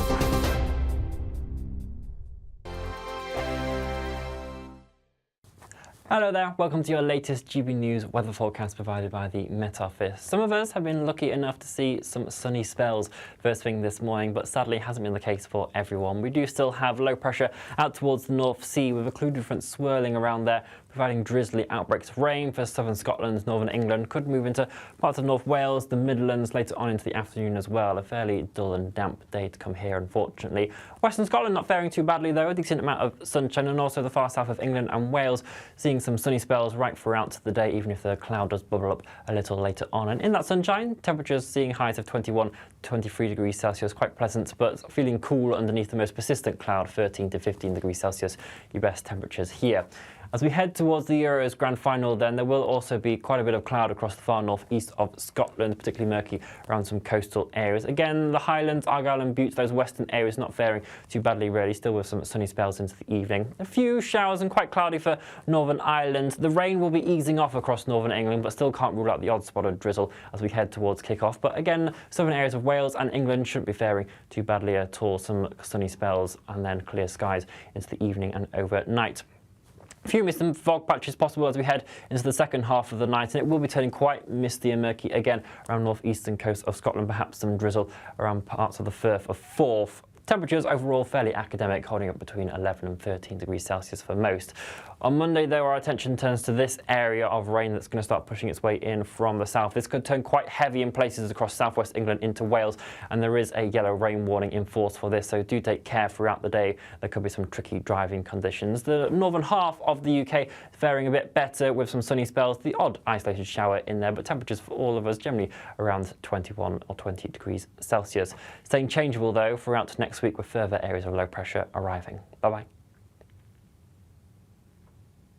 Hi there, I'm Michelle Dewberry, and I'm going to take a second to tell you all about my show, Dubes & Co. We start off with the issues of the day. We then bring in both sides of the argument. We get rid of the disrespect, and then you throw me into the mix. And trust me, I'll tell it exactly how it is. And then, of course, the magic ingredient, you at home. We mix it all together, and what have we got? In my opinion, the best debate show in town. Monday to Friday, 6 till 7 on GB News, Britain's news channel. I'm Patrick Christie's. Every weeknight from 9, I bring you 2 hours of unmissable, explosive debate and headline-grabbing interviews. What impact has that had? We got death threats and the bomb threat and so on. As time passes, she could have said stump. You made my argument for me. My guests and I tackle the issues that really matter with a sharp take on every story. Went everywhere. Something practical could be done. Or I can become something different. Patrick Christie's tonight from 9 p.m. only on GB News, Britain's news channel.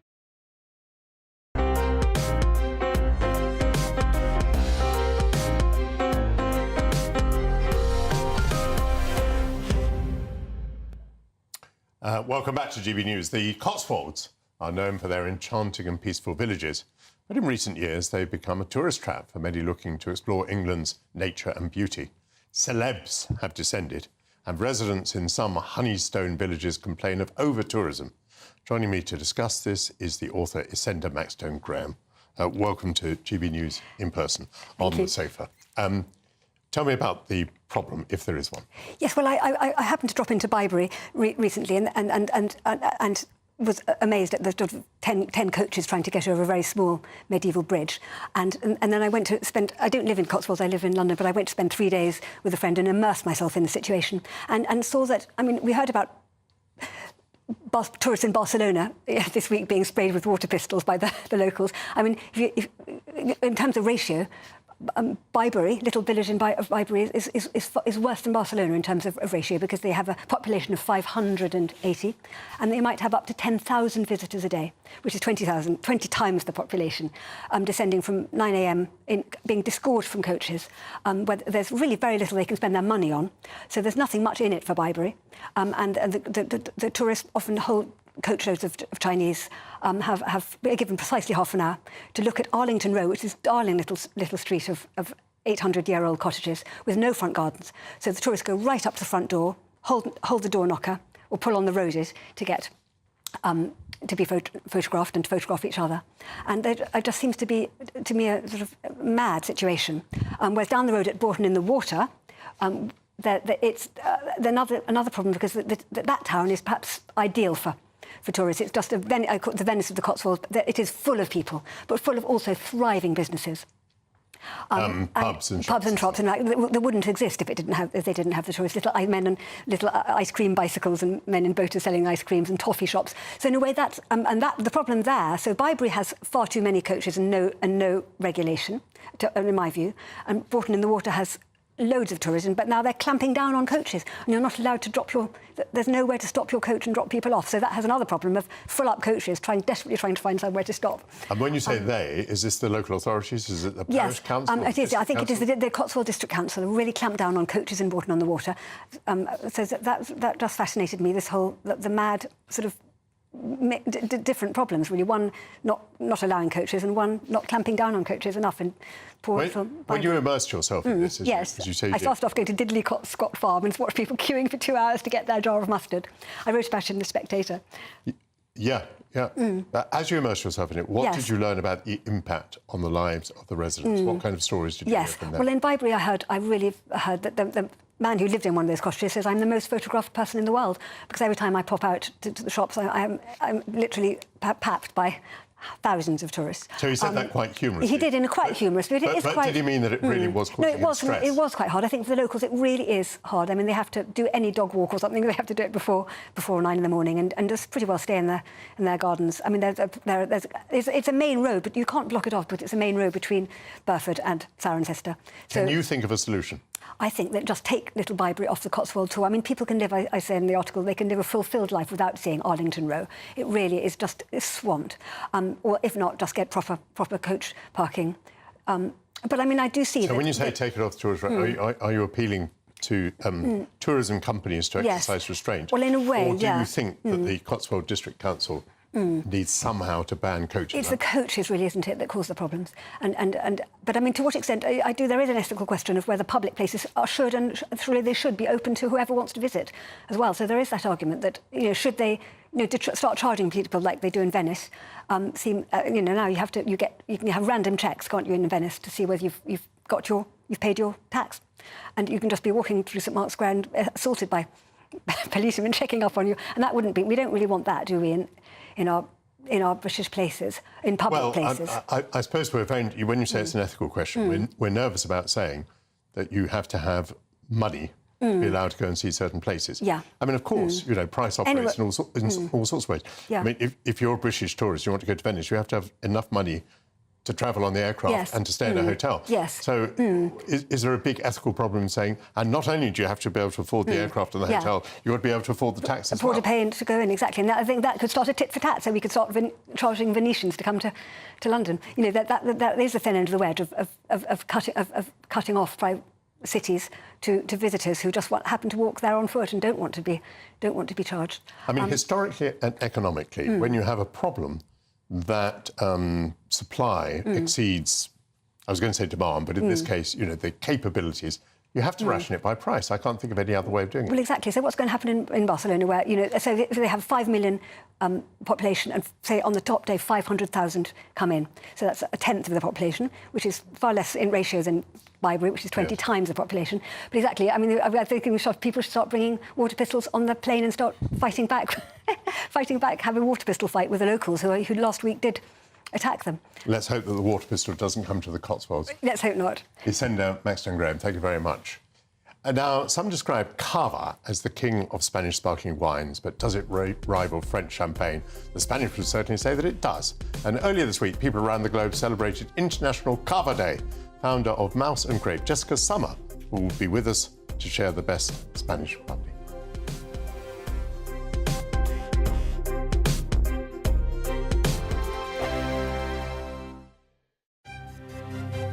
GB News Breakfast, every day from 6 a.m. Question is... Should our museums stay free for everyone and anyone, or should we be charging our tourists? So many of the artefacts are from around the world, stolen actually. I think it's almost to add insult to injury to ask people to pay to see the artefacts that were taken without their permission. One of the things that the museum set itself up for is a kind of world heritage where you can see the stuff they took from your country free of charge, because the British state's willing to do that. Is one of the reasons why we hold on to many of the artefacts from around the world instead of giving them back. I mean, that's a noble argument, Wayman, but none of the other countries in the world that also contain artefacts from all over the world indulge in that, do they? We still have to pay to see anything that's come from the UK that might be overseas?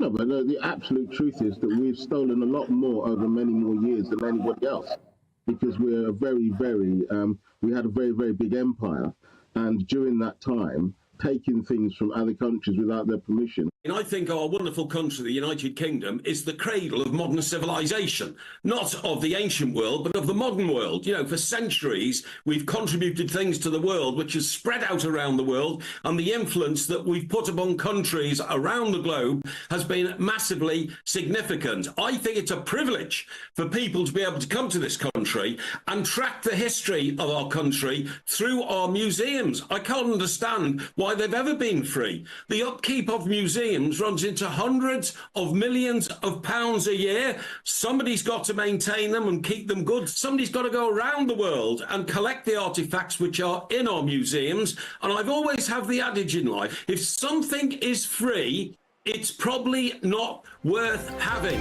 The People's Channel. Join me, Nana Akwe, for an informative, interactive news programme with a difference. It's fun. It's true. You're not wrong. No one will be cancelled. Lovely. Join me from 3 p.m. every weekend, only on GB News, Britain's news channel. Join me, Neil Oliver, every Sunday night at 6 p.m. on GB News. And if an hour is not nearly enough for you, go to gbnews.com for special extended episodes online every Friday at 9 p.m, where we can truly get into the nitty-gritty of what's going on. GB News, Britain's news channel. We're proud to be GB News, the People's Channel. And as you know, we always love to hear your views. Now, there's a new way of getting in touch with us at gbnews.com/yoursay. By commenting, you can be part of a live conversation and join our GB News community. You can even talk to me, Bev Turner, or any of the members of the GB News family.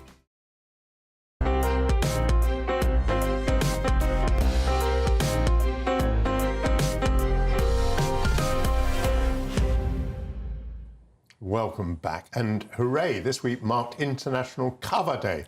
Many would say a very reasonable excuse to purchase a bottle and sip a glass of Spanish sparkling wine to lift the spirits, with a proxy of Mediterranean sunshine. Since the late 19th century, Spain has been producing traditional method sparkling wines, and Cava has established a reputation for good value. Cava means underground cellar in Catalan. The term was embraced to distinguish between the traditional method bubbly from commercial fizzy wines produced by the Charmat method.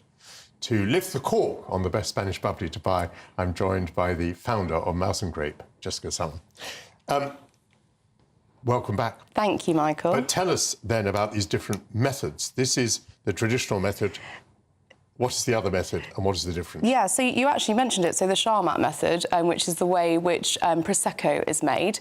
And basically, with the traditional method, which is what Cava and also Champagne is made with, the wine, it's aged and it's also made with a second fermentation in the bottle. So, and also with batonnage, and it could be oaked as well. Batonnage? So, yes, batonnage. That's basically when the lees, which is the yeast in the wine, is stirred up. And that essentially, during the winemaking process, will increase the brioche, kind of biscuity, buttery, yeasty flavours within the wine. But in the other method, it's more fruit-based. So that's made in inert vessels and not the second fermentation in the bottle. So it's much more based around fruit, which is why you get with Proseccos, it can be very like green apple and pear, that kind of flavour profile. Can we say that this method used by Champagne and by Cava, can we say that this method is better? It's different. I don't think you can say that it's... You want to go on selling Prosecco? Yes. I think that the traditional method, it produces wines which are more complex. And if you like more complex wines with lots of different aspects to them, then this is a better one to go for. And especially in terms of pairing with food and with cheese as well. You've got lots of different options there and obviously lots of different styles as well. You are a real diplomat. You've spoken very well there. Thank you. But I'm amazed by how well Prosecco has done. It has, yeah, hugely. Much better, I think, than Cava. But anyway, today we're going to be speaking about Cava. We are, yes. I'm raising my first glass here, which is a pink one. It is a pink one, yeah. So this one is from Laithwaite's, and it's the Holler one. And it's made, so with Cava, there are certain grape varieties which are permitted. And this one is more of a single variety, which is the Macabeo grape. And if you smell it, you'll get lovely kind of strawberries and also a touch of like berries. And then if you have a little taste, so it's got a really lovely fine bubbles here and a nice citrusy note, but still that red fruit coming through. It's very, very nice. Did you say just now what made it pink? So the pink basically comes from how the wine is made, so when the skins are left in contact with the juice. So you can actually get white wines made from red grapes. So it just depends on how long it's been in contact with the skins. Roughly what price would that be? So this one here is $11.95, which is so reasonable. Really. Cava is exceptionally reasonably priced, and I think people often get confused about what the difference is between a Cava, Prosecco, and Champagne. But Cava essentially it's made in Spain in the exact same way as Champagne, and it's a fraction of the price. Is all Cava made in Catalonia? Is it all made near Barcelona? No, so you can get Cava made across 4 different areas throughout Spain, but there are very strict regulations as to what has to be done by the winemakers to be able to call it Cava. And a really good tip is if you look on the bottle, if you see DO Cava, which is a regulatory body, this is a little sign basically to say that it's had the best iteration of that wine is being made, essentially. In case people are feeling snobbish, I'll tell you a little story, which was in the 1980s. I went to a party that was given in London by the Spanish royal family, to which the British royal family was invited. We went to the Spanish embassy, and they were serving, the Spanish royal family was serving the British royal family Cava. Fantastic. In that case, it was Fraxonet, the one that comes in the very black bottle, which I think at the time retailed at about £4 a bottle. Unbelievable. I think it's gone up a bit since Yes, it has. Number 2. Yes, so number 2. So this one, this is a Reserva Brut. So Reserva basically means that it's an older wine, and it's a 2021, this vintage. So it will have more of those characteristics I mentioned before in terms of the brioche and the secondary flavours there. What I also like about this wine is that it's got a nice acidity to it. So it's kind of crisp and clean, and this would be lovely as an aperitif. Yes, and what are they charging for that in the this shops? one is $13.95. So again, exceptional value. And I think also if you're going for a Cava, you can serve Cava with the starter, with the main, with the dessert as well, because you can get sweeter styles. That it's so versatile. So it's a really good one to go for. Now, this is very good value, even by comparison with English wine. Yes. We do quite a lot on this programme to promote English wine. Yes. And I do that very happily. Maybe so far, I've slightly been missing the acidity that you get with English wine. because it's said now that we're at the sweet spot. We are, of yes. balancing sweetness and acidity because we're on those chalk slopes, and thanks to global warming, a little bit warmer here. Yeah. Will I find more acidity in your third? I hope so, but also I think it's a really good point that you're making about the climate, because Spain is obviously a lot hotter, so it's harder for the wine growers, the grape growers, to retain that acidity. So things that they can do is that they might pick the grapes at night, which helps to preserve some of the acidity, and also with all of these wines as well, the grapes would be hand-picked, so it's those specific ones which they're looking for. This wine, as I mentioned before, this is a Grand Reserva, so this is kind of the best of the best in terms of the order here, in terms of price as well. What do you think? I'm still missing the acidity a tiny bit. I've got this idea into my mind now that I'd like some acidity, which is what I notice in champagne and English wine. But I tell you, I drink Cava. Well, I shouldn't tell you how often I drink Cava. I drink Cava all the time. It's my go-to at home because it's just such good value. And by the way, once you've given people 2 or 3 drinks, they've no idea what they're imbibing. It's very true. So, you know, why spend £40 on a Bollinger when you can get by with I agree. Or Cava? you could maybe serve the Bollinger first. Yes. And then switch. Yes, switch across. And I think especially if you're going for grape varieties, because sometimes the grapes made in a Cava could be your Chardonnay or your Pinot Noir. So that's the same grapes made in the same way, just in a different place. So, yeah, exceptional value and absolutely delicious.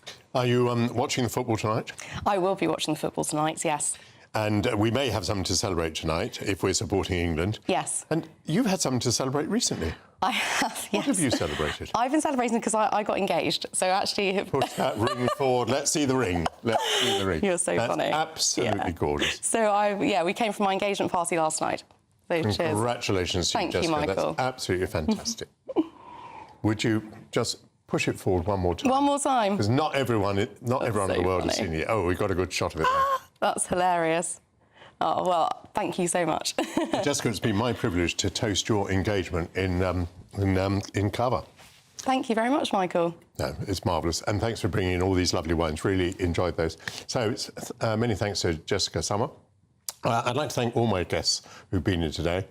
Been a difficult day with that news coming from the United States, the attempted assassination of Donald Trump. He was actually shot, blood on the former president's face. I'll be back hosting next week at 11 a.m. Coming up next is going to be Dawn Neeson. On this day, let me say, may the rest of your Sunday be restful, and a further wish, may we all live in peaceful times.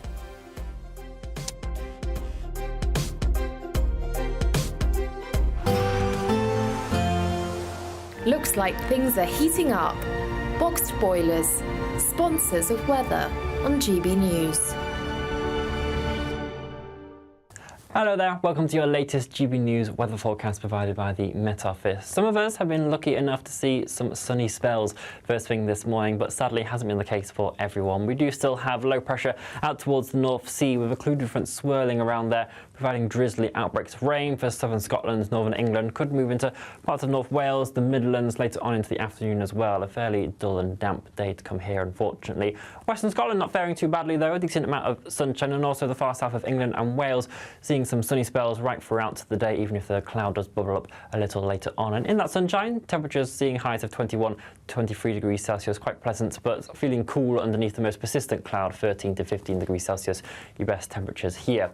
As we head towards the Euros Grand Final, then there will also be quite a bit of cloud across the far northeast of Scotland, particularly murky around some coastal areas. Again, the Highlands, Argyll and Bute, those western areas not faring too badly really, still with some sunny spells into the evening. A few showers and quite cloudy for Northern Ireland. The rain will be easing off across northern England, but still can't rule out the odd spot of drizzle as we head towards kick-off. But again, southern areas of Wales and England shouldn't be faring too badly at all. Some sunny spells and then clear skies into the evening and overnight. A few mist and fog patches possible as we head into the second half of the night, and it will be turning quite misty and murky again around northeastern coast of Scotland, perhaps some drizzle around parts of the Firth of Forth. Temperatures overall fairly academic, holding up between 11 and 13 degrees Celsius for most. On Monday, though, our attention turns to this area of rain that's going to start pushing its way in from the south. This could turn quite heavy in places across southwest England into Wales, and there is a yellow rain warning in force for this, so do take care throughout the day. There could be some tricky driving conditions. The northern half of the UK is faring a bit better with some sunny spells, the odd isolated shower in there, but temperatures for all of us generally around 21 or 20 degrees Celsius. Staying changeable, though, throughout next week with further areas of low pressure arriving. Bye-bye. That warm feeling inside from Boxed Boilers, sponsors of weather on GB News.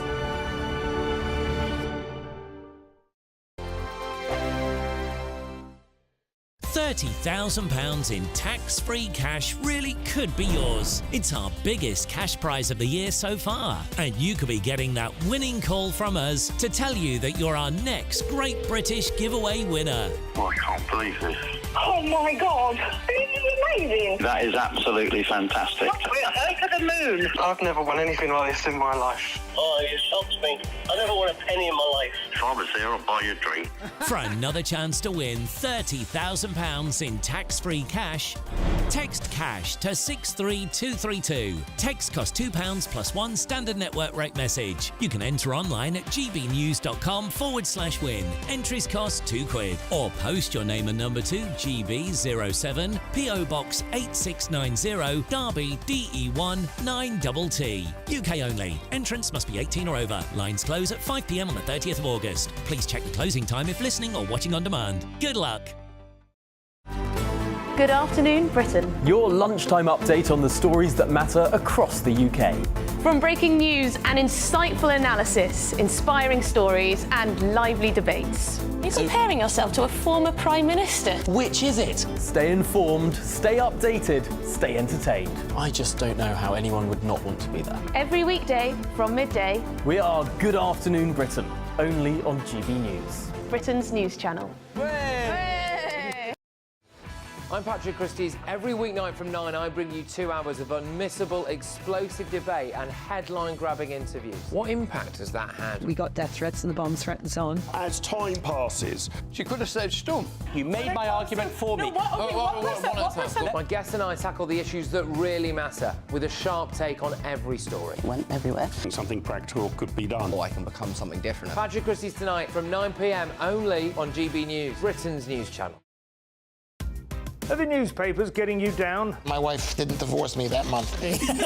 Struggling to separate the wheat from the chaff? I know that it's a bit of a circus at the best of times. Well, don't worry. Headliners has got you covered. We'll take the burden of reading, frankly. That's Headliners on GB News from 11 p.m. till midnight and the following morning, 5 till 6 a.m. on GB News, the comedy channel. Nah, just kidding. Britain's news channel. Hi there, I'm Michelle Dewberry and I'm going to take a second to tell you all about my show, Jubes & Co. We start off with the issues of the day. We then bring in both sides of the arguments. We get rid of the disrespect. And then you throw me into the mix. And trust me, I'll tell it exactly how it is. And then, of course, the magic ingredient, you at home. We mix it all together and what have we got, in my opinion, the best debate show in town. Monday to Friday, 6 till 7 on GB News, Britain's news channel.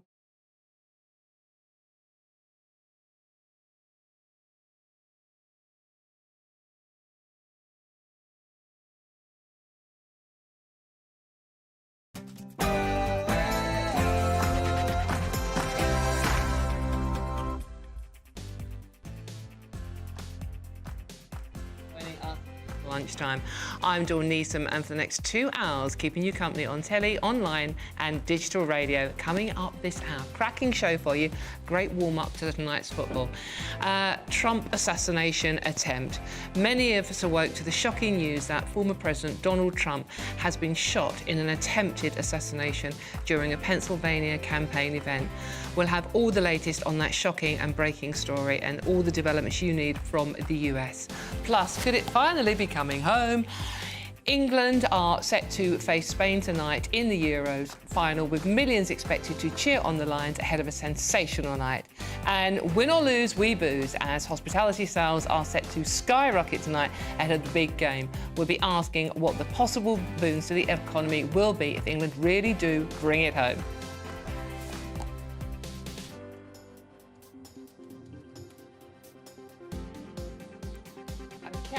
And right, this show is nothing without you and your views, so let's get the headlines first from Sophie Wensler.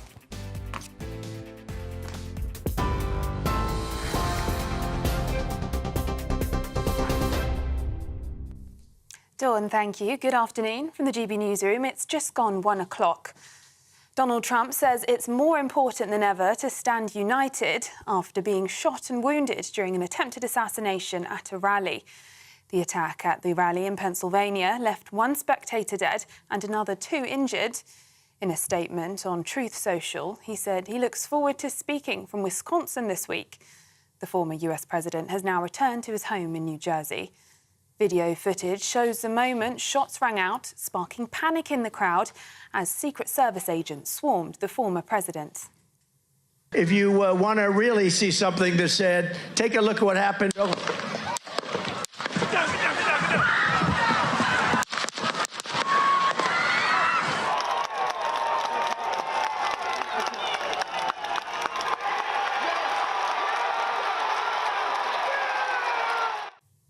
The